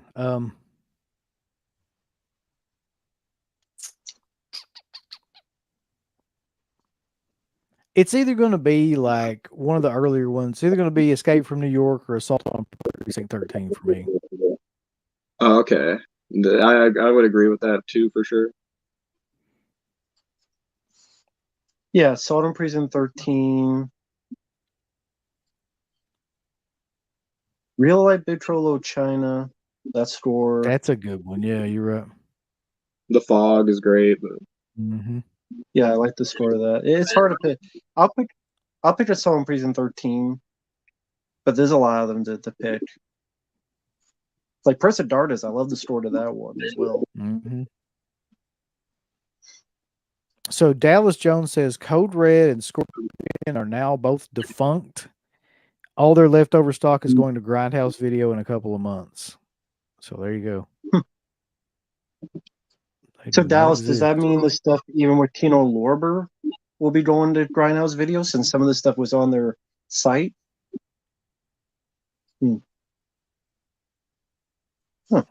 Grindhouse just releases the same shit. I mean, I know that they probably don't own much, but it's always either Pieces, First Evil Dead, or yeah, like just stuff like that, or Cannibal Holocaust. But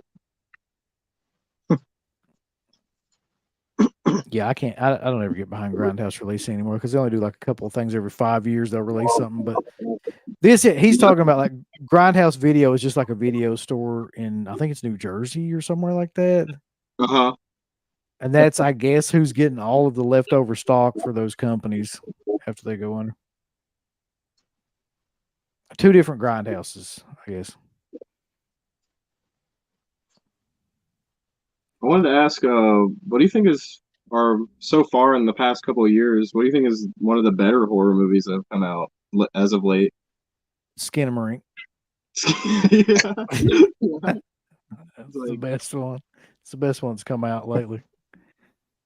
Yeah. Oh God. You say that's a tough question, man. I did like. I mean, I don't know. I don't think Matt was too fond on it, but I really liked Infinity Pool. I saw that came out on my birthday. I saw that in the theater, and it was pretty good. I thought. I mean, I like Brandon Cronenberg, so I do too. Like the two things I've seen his, I haven't seen much, but the two things I've seen really did freak me out. So I kind of liked them. I liked them both. yeah. You could say it's kind of a rip off of his father, but I don't know. I think his style is kind of cool. I didn't mind like Pearl. I actually kind of liked Pearl. Pearl, yeah. Are you excited for Maxine? I actually am, yeah. Oh, okay. And then what the fuck was the other one? There was another one not too long ago that was fairly decent too. Oh God. You just have to wade through all of the shit that's like the mainstream stuff, like the Evil Deads and the Screams Yeah. and all that stuff. There's a few good, like you were saying, like I really like The Ritual. That came out in like 2017, but The Ritual I thought was super good. I like that one too. I didn't care for his Hellraiser. That one sucked. The newest Hellraiser, that was fucking. Oh God, that was yeah. It was brutal better to than watch. Revelations, but it was pretty shit still, to be honest. Was Revelations the one that had Pinhead, or was that another one? Revelations was the one that would fucking look like shit. It would look like it was shot on like a $10 budget in like 5 days. It was the first one without Doug Bradley. Yeah, I think that was the one that had the Pinhead that could barely fit in the suit. That was Yeah, Fucking pop they out. kind of Hellraiser Judgment. He looked a little better, but it was still an awful movie. But I thought Yeah. that guy did a better job than the fucking that other guy. I'm really like trying to rack my brain to think anything like decent that I've seen here lately. Well, I guess two for me. If I'm thinking like fun popcorn horror, I would go Willy's Wonderland. Really enjoyed that one. And if I'm going for other horror, I actually really like Malignant because I thought the idea was just. I like the idea if Basket Case was like a giallo slasher film, but it's Mhm. Basket Case. I really like that. I also like that the ending became like a John Wick action scene, as over the top as it was. And I'm a sucker for that kind of stuff. So I really like Malignant, and I really like Willy's Wonderland. I would say those are more my cup of tea. But you know me, I hate everything, so fuck it. Fuck it Yeah. all. Fuck Yeah, it all. Malignant was a surprising one from James Wan. I wasn't expecting like him to make that kind of a movie, to be honest. That's why Nobody I liked it. I was. thought, oh, That's it's what gonna be made, another fucking. that's what made it Yeah. great. The I thought, true, oh, it's gonna be another ghost story film. It's another haunted house movie. yeah, I'm glad it wasn't. yeah, we But that's need what another. people hated about it. That's why it bombed. Because he wanted another Conjuring. Yeah, That's why this new Exorcist probably don't make money. No matter how shitty it looks. it'll just make money off the name alone, but yeah, it'll be trash. And that's sad. Malignant. Like Malignant, I really enjoyed bombed. I know you mentioned Last Night in Soho. Maybe that's Oh one yeah. you mentioned. Now that one I really enjoyed, but I wouldn't classify that as a horror movie per se. Really, I don't know what the hell you would classify that as. Really, But Yeah, sadly, that bombed. it's definitely a Dario Argento inspired kind of. It had kind of a Giallo feel, but yeah. Like so, that was you're right though, Matt. That was probably like one of my favorites. And then like I didn't mind Malignant. I actually liked Malignant. I thought it was like really kind of heavy on the ripping off of the Basket Case and like a couple other movies, but it like you said, it had like some good scenes in it too.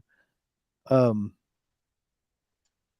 I'm sure there's been some more in there that I just cannot for the life of me think of right now. So, what did you think of Get Out? Since that's like the one I like people Get mention. Out. That's one of the. I like Get Out and Nope. I think those are the two best Jordan Peele movies. I didn't mind Get Out. I actually, yeah, I liked it. I never could get through Nope. I tried, but I never could get through it. The big Yeah, no I was for you. more interested in the stuff with the chimp, because I'm sure you guys have heard of Travis the chimp. That's what it kind of reminded me of. But like you've heard that story, right? About that chimp that ripped that woman apart, and I did. Yeah. yeah. What was your thought? Did either of you guys watch the Dahmer series on Netflix? That was a kind of better one. I did watch that. Somebody like brought up like I don't know, man. Like I'm a sucker for any kind of like serial killer / true crime kind of documentaries. Like I've watched all those ones, like the Ted Bundy one, the John Wayne Gacy one, that one, like the Night Stalker one. Have you So watched the? Sorry, I was just gonna ask. Have you watched that one John Wayne Gacy movie with Brian Dennehy, To Catch a Killer? yes, yeah. That one was really good. I mean, there's been a couple. There was the one with the guy that was in Pee Wee.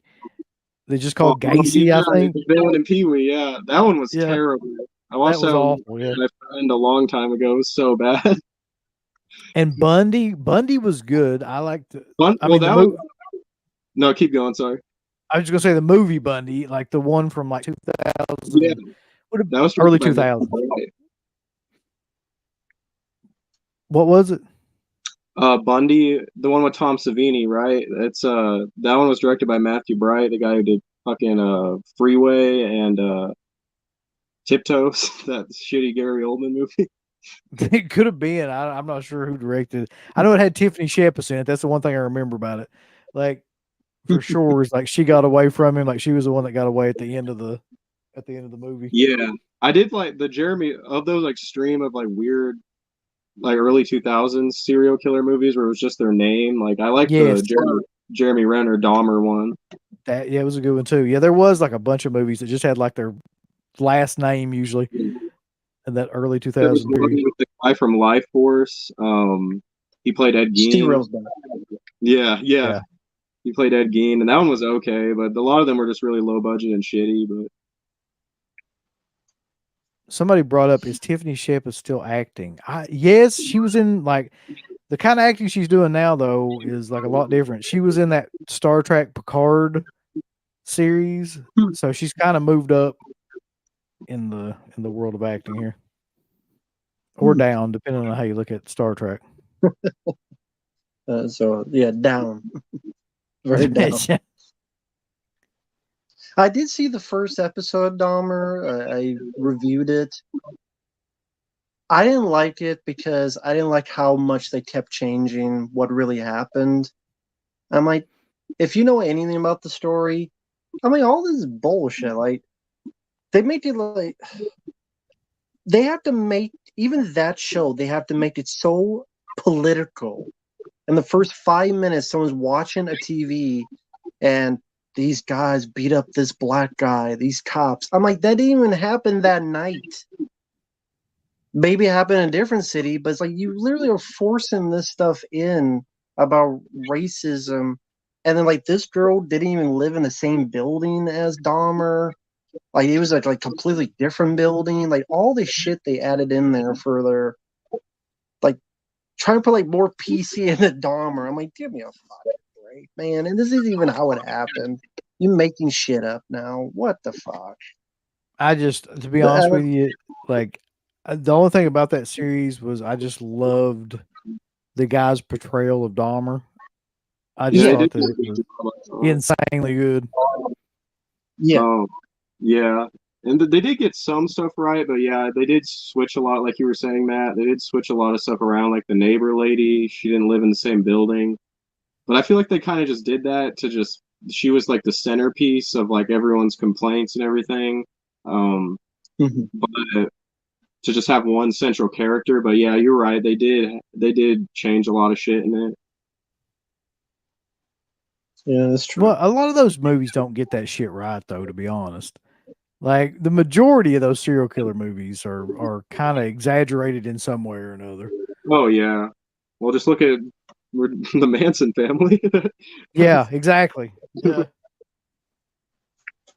Any of those Manson True. movies really. I just think with the way we have now, with all the stuff we can look into, I think at this point you could do a little bit better with that.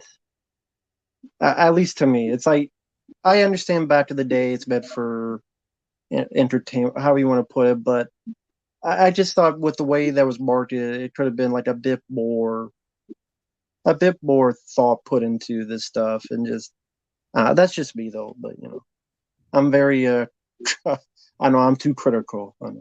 I'm an asshole. Drink to that, Mr. Asshole. Shit. I love it. I love being an asshole. Shit. I got a question though for both of you guys because this brings this question up. What's the best movie about a real serial killer? Possibly, you know, I would honestly say it's because Fincher did it right. Like he got most of the stuff right. Zodiac, maybe. Yeah, I Zodiac really was a like good that one. one. What about you, Matt? Henry Porter, serial killer. Yeah, but that Yeah. one too. That was exaggerated a lot, but that is such a good movie that I can't argue with you on that. Yeah, it's a great one. Did you watch the sequel to it? It's not as good, but it was kind of good. No, It's actually pretty good. never Yeah. saw it. Yeah. I think Dark Sky put that out like years ago. I actually had the DVD of that for a long time. Yeah, I have the Henry portrait, the Blu-ray for the first one from Dark Sky. I know Arrow released it, but I didn't get it. So a lot of people are saying Zodiac. Yeah, Zodiac is a masterpiece. Yep. That one guy who played Otis, I forget, but he was in Tom Savini's Night of the Living Dead. He's did a really good job. But Oh, he was amazing. That's Tom Towles. Yeah, yeah, he's in fucking House of Thousand Corpses too as a sheriff. he is. Yeah, yeah. Yeah. Fuck, that was the other thing about Rob Zombie. He would have so many cameos in his like earlier films, like from just random people. They kind of gave those I'll guys a answer- second life too in Yeah, conventions. you're right. I'll answer this question. As you, Rob W, no, I have 5 shirts that I circulate, not just 3. I have a brown What one. the fuck? I got a What's white. the question? Does Rambo only have like 3 shirts he cycles I through? didn't, It's I didn't hot even as see shit. that. I have a different shirt on outside. If I go inside, I want a clean shirt. I have like 5, 6 shirts I use because they're clean and they're comfortable. So it's not 3, it's 5 and 6. Get it Well, right. Matt, you got that cool blob shirt. You should wear that in some videos if it fits. Yeah, I do. But Yeah, it's hot. don't It's like Texas. It's like 200 degrees outside. It's hot as shit. So Yeah. I come in, I clean, and I put on a clean, good shirt. It's comfortable. There you go. Fine. GoFundMe for more shirts. Then how about that? Sending more GoFundMe. shirts. Yeah. We had GoFundMe successful tonight. There you go. GoFundMe for more shirts. Dime a dozen. There you go. You worry about my shirt. I don't know why. So You some- go put on a date. Is this shirt good for a date or is that shirt good for a date? Maybe Uncle Bill's shirt's good for a date. We have a date. We're We going watch on a date. Exorcist. I'm a believer. Believe that. Fucking go to WWE. Believe that. There you go. Yeah. Somebody brought up. You have a Blair Witch shirt at one time, man. Yeah, it was a long time ago when it came out. Blair Witch Project. I was such a huge fan. Still am. I did have a shirt. It was a white shirt. It was the wanted poster with the 3 Heather, Josh, and Mike. Oh yeah, I remember that shirt. Yeah. Yeah, I have that shirt, and I had everything. I still have the journal you could write in, the comic book, the shot glass, everything. I was just obsessed with the Blair Witch Project. That's I saw on What? VHS in the fall. I was just completely obsessed with it. So I had everything, including that shirt. So it probably is still in storage, but that's again from 1999. I'm a little bit bigger, so it's a little bit Yeah. more torn. So What would it's you only say that's been the best footage film you've seen, or mine. Yeah, I mean, God, was that 24 years ago? Almost 25? 99? Yeah. 99. Yeah. So it's almost 25th anniversary, and they still won't do anything for it. I know you guys asked Felcher on that. It's like probably not. Yep. It's too bad. Seen the Deserves it. thing that I wish that I had never watched it because it was just so fucking boring. But the The deleted 30-minute. footage. Yeah. Yeah, because I found there was a fan cut someone had that was like a 2.5-hour version of Blair Witch Project. So it wasn't just that, but they found like all this random footage that was hidden and elements of the internet, and they put it all together. And that was the one part in light, and it was like 30 minutes of just wandering around, and they don't find anything. It's just they're under No. this bridge. Is someone crying? No, nothing happens for 30 minutes. I don't know why the fuck they shot that to begin with. do either of you guys like kind of the earlier, not necessarily found footage, but like Man Bites Dog or anything like that, or You know, I've never seen that movie, and I've heard it referenced like 1,000 times. it is so. I'm not kidding. It is like so good. In my opinion, at least. If you like serial killer stuff, you'd probably like it because it's like Is a it mockumentary. like What was that movie? The Rise of Leslie, Behind the Mask, Rise of Leslie Vernon. It's yeah? not like that, but kind of where it's like a documentary crew that follows around a serial killer. You probably already know. But I forgot that used to be a running joke that I would say like I like serial killers, and CK I was used just to gonna make fun say of me. that. I love serial killers. Listen, I mean, I don't know. I'm just fascinated by it for some reason. Same. A really interesting. You probably heard of it, but a really interesting one is the James Bulger case. You know, the one where that kind of had the Child's Play 3 controversy. Oh yeah, yeah. Yeah, where that one was pretty fucked up. But yeah, I'm interested in all kinds of stuff like that. But yeah, it is kind of weird and morbid, I guess. But yeah, it's somewhat fascinating. It is, and a lot of it is not even just like serial killers, but just true crime, like Yeah. weird true crime cases and stuff too. No, I have never seen the Nine Inch Nails Broken movie from 1993. I can imagine I probably would not like that though.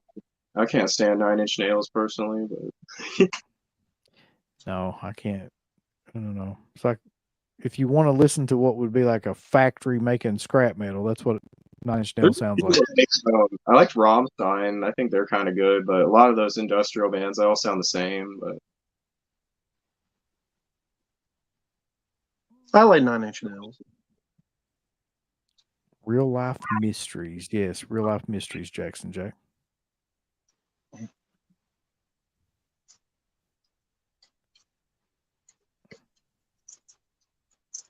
I was sitting here trying to think like what are some of the better like true crime movies that I've seen. There's not yeah, it's hard right now. Yeah,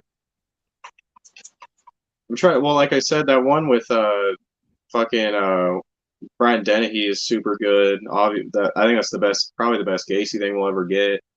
The little segment they had in Dahmer was kind of cool too. I was hoping they would build on that with another show, but with how much controversy that show got, I doubt it. But do you remember God, this I think it was called The Stranger Beside Me with Mark Harmon? I've never seen that. No. Yeah. That was a pretty good one. That was like a Bundy. So he worked with that writer. I can't think of her name. Bundy worked on a suicide hotline with a writer, Ann something. And it's about that. Like it's about like her relationship with him and how she had no idea, like, what was going on. But he worked on like a suicide hotline, for a period of time, and just talking about like how she had no idea like what he was really like. Have you ever seen Angst? That just came to mind. Have you seen that movie? Angst. It feels No. like I have seen that. I would highly recommend that one. It's kind of in the vein of Henry Portrait of the Serial Killer. It's a true story. I forget the name of the killer, but he was this like German guy who murdered this old woman, and he went to prison for like 8 or 10 years, and they let him out. And then as soon as he got out, he broke into this family's house and murdered all of them, and then got caught instantly because he stole their car and had their bodies in the back. Jesus. But that would be really good. It's obvious. It's hard to watch, obviously, but I would recommend it if you're interested in that kind of stuff. Yeah, amazingly I am. It came out in like '83. It's pretty good. Scratch says Angst has awesome cinematography. It does. It has some of the most amazing. I think Mike did a review. Your friend Mike did a review on it, and yeah, the camera work in that's insane. Like it's really cool looking movie. Jackson Jack says another idea for a show would be like talking about things like what happened with Phil Hartman, Natalie Wood, the Acid King, Mayhem, shit like that. Yeah, I mean like true crime ish kind of. That black metal stuff. Yeah, I don't know. Oh, talking about Mayhem and all that. Yeah. Yeah, they did that shitty ass movie with Rory Culkin, Lords of Chaos. Fucking terrible. Yeah. I didn't see it, but I saw the like promos for it and stuff. Yeah, it was so bad. I used to be really into like those like Dark Throne and Burzum, but they kind of, I don't know, they kind of end up all sounding the same after a while. But yeah.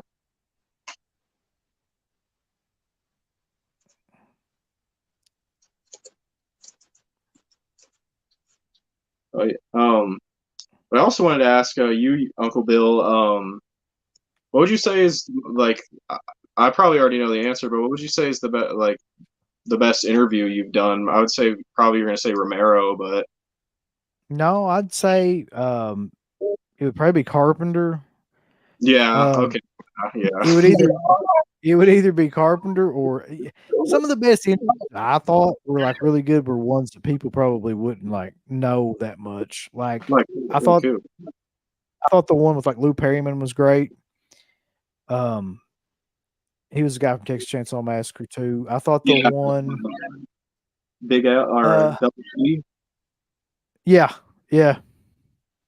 Yeah, or LG. Sorry, LG. Yeah, he was great. That's one of my favorite movies. I fucking love that movie so much. The Vinegar Syndrome release was. I mean, they've released so many fucking releases of that thing, but the Vinegar true. Syndrome release is awesome. I'm trying to think of who else like would be somebody that anytime Tiffany Shepis was on, it was a good interview because she was crazier than hell. I don't know what she's like now, but she was nuts back then. Yeah, I really like the D Wallace one. Yeah, the D. Wallace one was good. Lucky There's a McKee, lot. that was cool too. And you got James Wan too, which that was kind of cool for back in that time when he was at his peak. That was weird though, because like that was one of the only interviews we ever done where it was like there was an agent there with him. So this agent was like on the call and she was like, okay, you got like 15 minutes to talk to him or however long. It might have been like 20 minutes. Like you can't go over 20 minutes and he's going to talk about like A, B, or C. And it was like, fuck. Like this is all these rules and like all this stuff. And then Didn't you say that's what happened when you couldn't get Wes Craven because they only wanted to talk about fucking Hills of Eyes Part 2 or something like that? Or yeah, 'cause that's when the remake, The Hills Have Eyes 2 was coming out. Like that's all he would talk about. It's like, can you imagine how shitty that would be? You got like Wes Craven and like the only thing you can talk about is the Hills Have Eyes 2 remake. it'd be It's really not even fucking. worth it. I couldn't imagine that, especially with someone who's done so many great films. That would just be too hard not to ask about anything else but that movie. But There was a similar thing because Jack Frost brought up Bruce Campbell. There was a similar thing that happened with Bruce Campbell where he was like, we could have interviewed him, but it was like one of those really shitty like sci-fi movies he was doing was coming out around that time, and like that's all he wanted to talk about. What was the one that he did?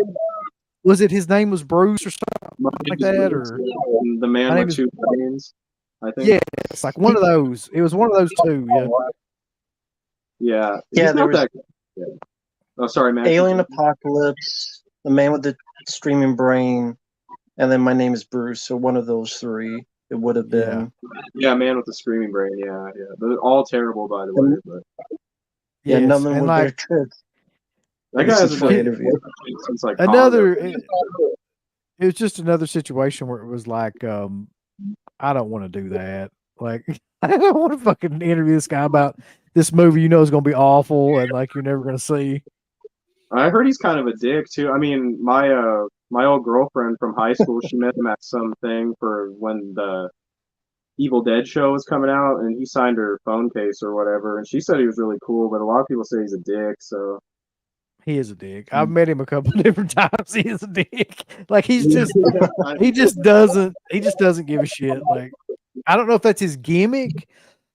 Like his gimmick is kind of like the super cool, like doesn't care about anything. I don't know if he's living that gimmick or if he's actually like an asshole for real. I can't tell.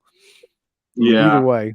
he just seems really pretentious, and it's kind of funny because it's like you're not like a really big star, you know? Like it's like, I mean, Evil Dead, but other than that, that's all that people really know him from. He's done a lot of good movies, but really everyone just knows him from Evil Dead. Yeah, I think he kind of So I hates wanted that to too. ask. I know you guys were really, really busy with the horror stuff, so there'd be no way for you guys to have time to do this. But in retrospect, was there a part of you that would you have done something similar with wrestling? Like if you did, let's say out of the blue, somehow you're able to do this for a living back then. Didn't have to go to your job. Do you think you would do it with wrestling where you would try to get interviews with like Roddy Piper and like all these other guys and wrestlers? Kind of like how, because you'd be a better interview than Hannibal. Hey guys, this is Hannibal. That's true. There's not anybody worse than that guy though, really. Talk about time I put blood in the needle. Because I'm the blood sucker, where the fuck he is. The blood wrangler, the blood doper, where the fuck he called himself. Fucking Yeah. dope head. You met Chris fucking Hannibal. UB? So is the question, was it like, would we Would you rather have, done wrestling if or you could have a horror? chance, like if you had the chance, would you have liked to have started like a wrestling show, kind of like Dead Pit, since you guys love wrestling so much, or not really? Just there wouldn't be enough to talk about. No, I mean there would have been plenty to talk about because like there's a new fucking show every week and a pay-per-view every month, and you know what I mean. There would have always been Right. something to talk about, but I don't know, man. Like I'm just not into wrestling like I once was or anything like that. Like so that would have been a difficult show to pull off. Even back then, it would have been a difficult show to pull off because I was kind of getting out of wrestling. Now Wes probably would have done that, yeah. Gotcha. Wait, but you met Chris Benoit, right? UB or Yeah, I did. yeah? I met. This is a really weird story, but I met Chris Benoit and Woman at the same time when they were together. God, that was freaking weird in hindsight. Yeah. But yeah, we met Flair. We met Flair that weekend, and Mick Foley, and the Four Horsemen, and oh God, somebody else. I met Piper a couple times. I met, Ted DiBiase, who's a dick. I met Jim Cornette, who's awesome. We met a lot of wrestling people, come think of it.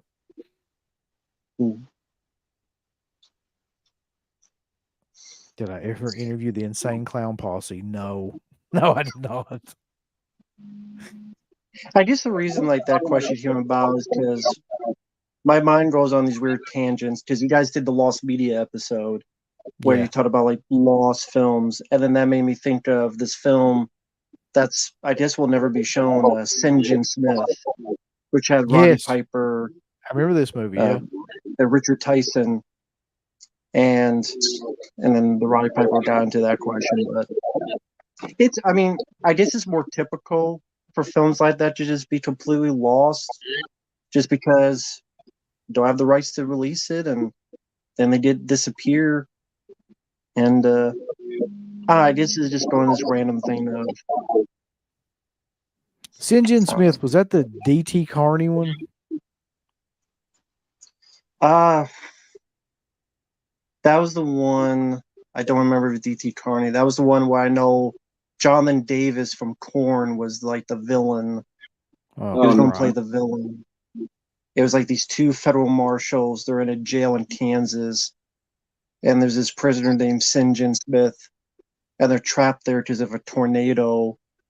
And apparently it was, I guess, not finished, but a chunk of it was finished, but it was forever in post-production, and just, it was Roddy Piper, it was Richard Tyson, the villain from Kindergarten Cop, I did Jonathan Davis from the band Korn, and just one of those films that a chunk of it was shot and just never finished, and now that footage is gone. And it just, just one of those interesting things where you have notable actors to be shot, and just, it's like that, for anyone who likes The Collector, The Collection, they did that third Collector movie. They were shooting it. They were in the middle of shooting it with Tom Atkins in it, Josh Stewart coming back. It was the third Collector. And then they got shut down, whether they ran out of money or the rights or something. And now apparently that just will never see the light of day, even though they shot footage for it. So I know it's random, but just. Did you say Tom Atkins was in it? Did you say Tom Atkins? Because Tom Atkins, he was going to play. He was in the film as well. Oh, okay. Because they like it's Tom Atkins. But yeah, he was going to be in it. Josh Stewart was coming back as the lead. It's going to be like the third, The Collective, I believe it was called. So they started shooting it, and it just, either they ran out of money, or something about the rights or something, and then that footage just, it's been so long. It's just never going to be finished. Yeah, I was going to ask you, B, what your thoughts on Tom Atkins would be in that, because I know on, you probably don't remember, but on one of your Dead Pits on the Road, you guys saw the My Bloody Valentine remake, and you said you said you didn't like how old Tom Atkins looked, or how feeble. Well, we met him like right around the time that came out, and he's just like, he is seriously elderly, man. As a matter of fact, there's a cool there's a cool story about that too, because roundabout, I'd say this was like 2015, 16. I went to see John Carpenter in concert up in Pittsburgh, and Atkins was at that show. Like he was Oh, just sitting in the crowd, and nobody like knew who he was or anything. He was just sitting there, man. Like, and like, I think it was John Carpenter that called it out that he was in the crowd. Then people were like, kind of like recognized who he was. But that was Slash was in that crowd too, watching that show. Yeah, I had Uh, so many chances to see John Carpenter, but sadly never did. I fucking kicked myself over because he came over to where I live a lot, and I wish I could have saw him. Him and Goblin, those both would have been great. Yeah, I saw Goblin in a fucking warehouse, this weird warehouse in Cincinnati, I think. It's somewhere in Ohio. Like I saw, and then like everybody in the world that was like in the horror community was there. Like the guy, Nathan Milner was there. The guy that runs Horror Hound was there. Guys from Fangoria were there. Like there's all kinds of people at that fucking show. Damn. Yeah, I would have killed to see. They have obviously just Suspiria Live must have been amazing, I'm sure, but yeah. Or the Suspiria soundtrack or whatever. Yeah, it was awesome to see it. Like they had like a big backdrop where they would show like the scenes from the movie. Yeah. Yeah, I've seen clips. What's your favorite Dario Argento movie? Probably at this point, Tenebrae. Yeah. And then I like Inferno. Everybody shits on Inferno, but like I think the first half of Inferno is like some of the best shit he ever did. I really like Phenomena and obviously Suspiria. Trauma is pretty underrated too. Trauma is underrated. Yeah. I think that was one of the last special effects jobs Savini did, but yep. That's a good movie too. It's got what's his name? Brad Dourif in it. Brad Dourif, yeah. Another super underrated actor.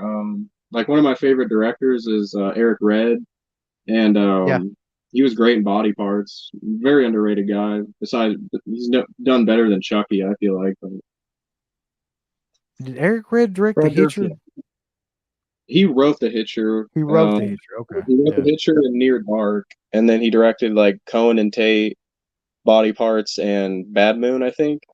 Then he got a. Did you hear this fucking car accident he got in, and like he like tried to slit his throat or whatever? He like got out of the car and tried to slit his throat with a piece of glass or some crazy shit. What the fuck? I've never heard this story. Well, what happened was he got into the accident, and sadly, another person died. Yeah, so he felt so guilty. Yeah, that he wanted to end his life. Yeah, but thankfully he survived. Yeah, and continued the work. But sadly, again, it was But not much though. He like, only wrote like the fucking Hitcher 2, which is a piece of shit. So I love Eric Red, but yeah, it's too bad he didn't get a bigger career after that. Jesus, I'd never heard that story, man. That's a crazy story. Yeah, he just felt guilt about what had happened and tried to end his life, but they were able to save him, and then he continued on working on the films and stuff. So here's a good compliment, Chad. It says, Sexless Phantom says, this kid is pretty knowledgeable. Yeah. Yes, he is. Yeah. Well, you guys two were too. I watched your documentary, and yeah, you're pretty much almost just like me, except older now, but who cares? Whatever. You keep bringing that fucking shit up, Chad. Yeah, I know. I'm fucking old now. You guys look good, dude. I'm not fucking with you. You guys are some handsome men. That's right. Yeah. I like to look at it. Yeah, but no, yeah, you guys are both your channels are just great. So yeah. I might head out now, but it was really cool talking with you guys, and thanks for having me on. Yeah, man, you did great. Feel free to come on anytime. For sure, man. Really enjoy your content and can't wait for more from both of you. But yeah, you guys have a good night. Yeah, take care. Have a good night, man. Yeah, you too, man. Thank you. Well, I feel like this is winding down on Rambo. We've been on here for 2 hours, and it's 2:00 my time. So before I get off here, though, before we both get off here, though, just because CK would kill me. That Orbit DVD is selling Into the Pits documentary. So please, yeah, look here. Look at this shit.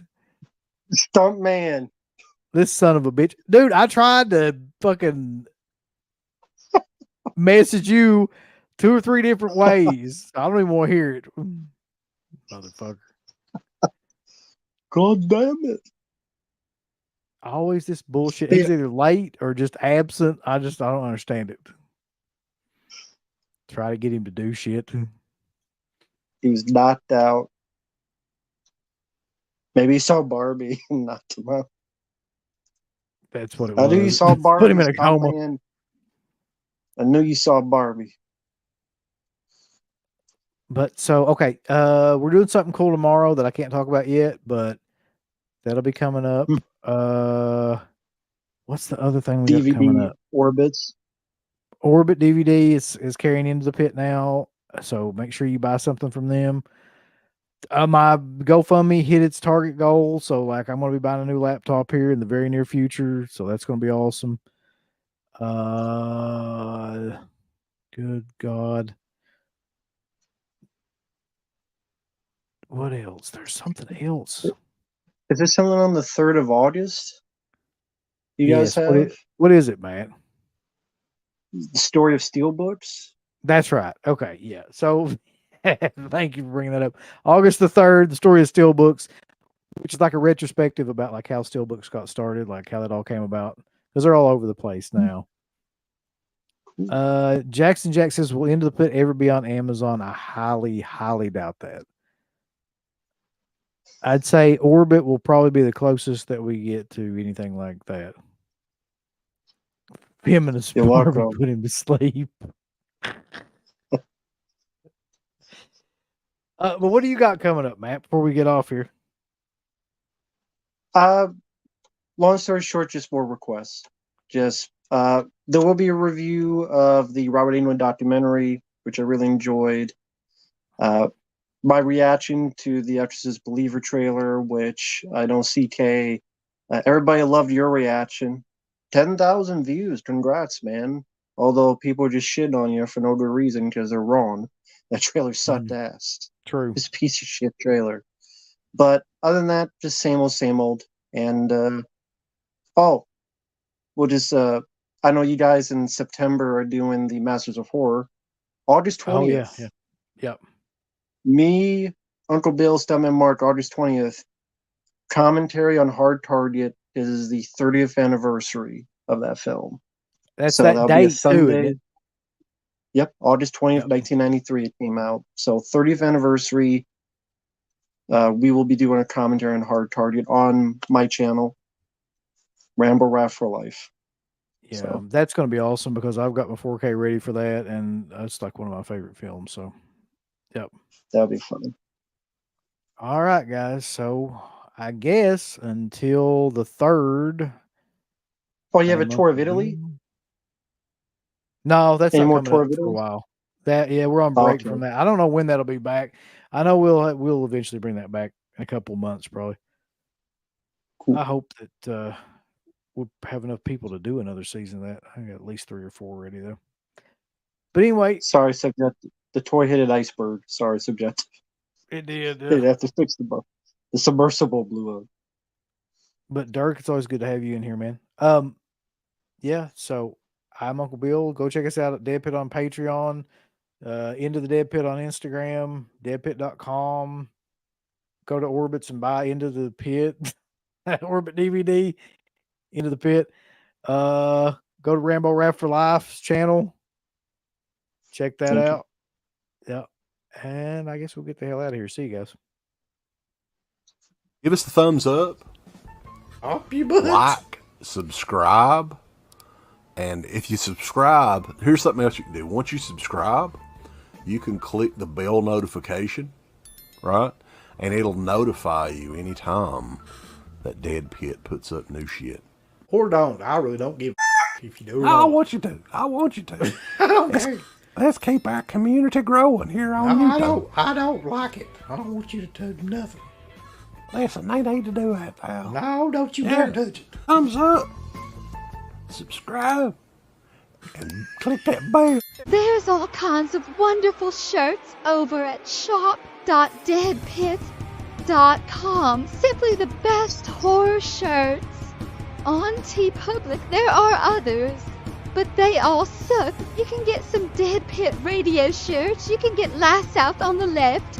The Hills Have Eyes. Texas Chainsaw. Oh, wait, you can't say Texas Chainsaw. All kinds of shirts, folks. You're gonna love them. Shop.deadpit.com. Thank you to all of our supporters on Patreon. Dead Pit on Patreon.com is the only place to check out a complete archive of the old Dead Pit radio shows all the way back from 2005 on, in addition to the midweek shows, fan commentaries, exclusive podcasts, and much more.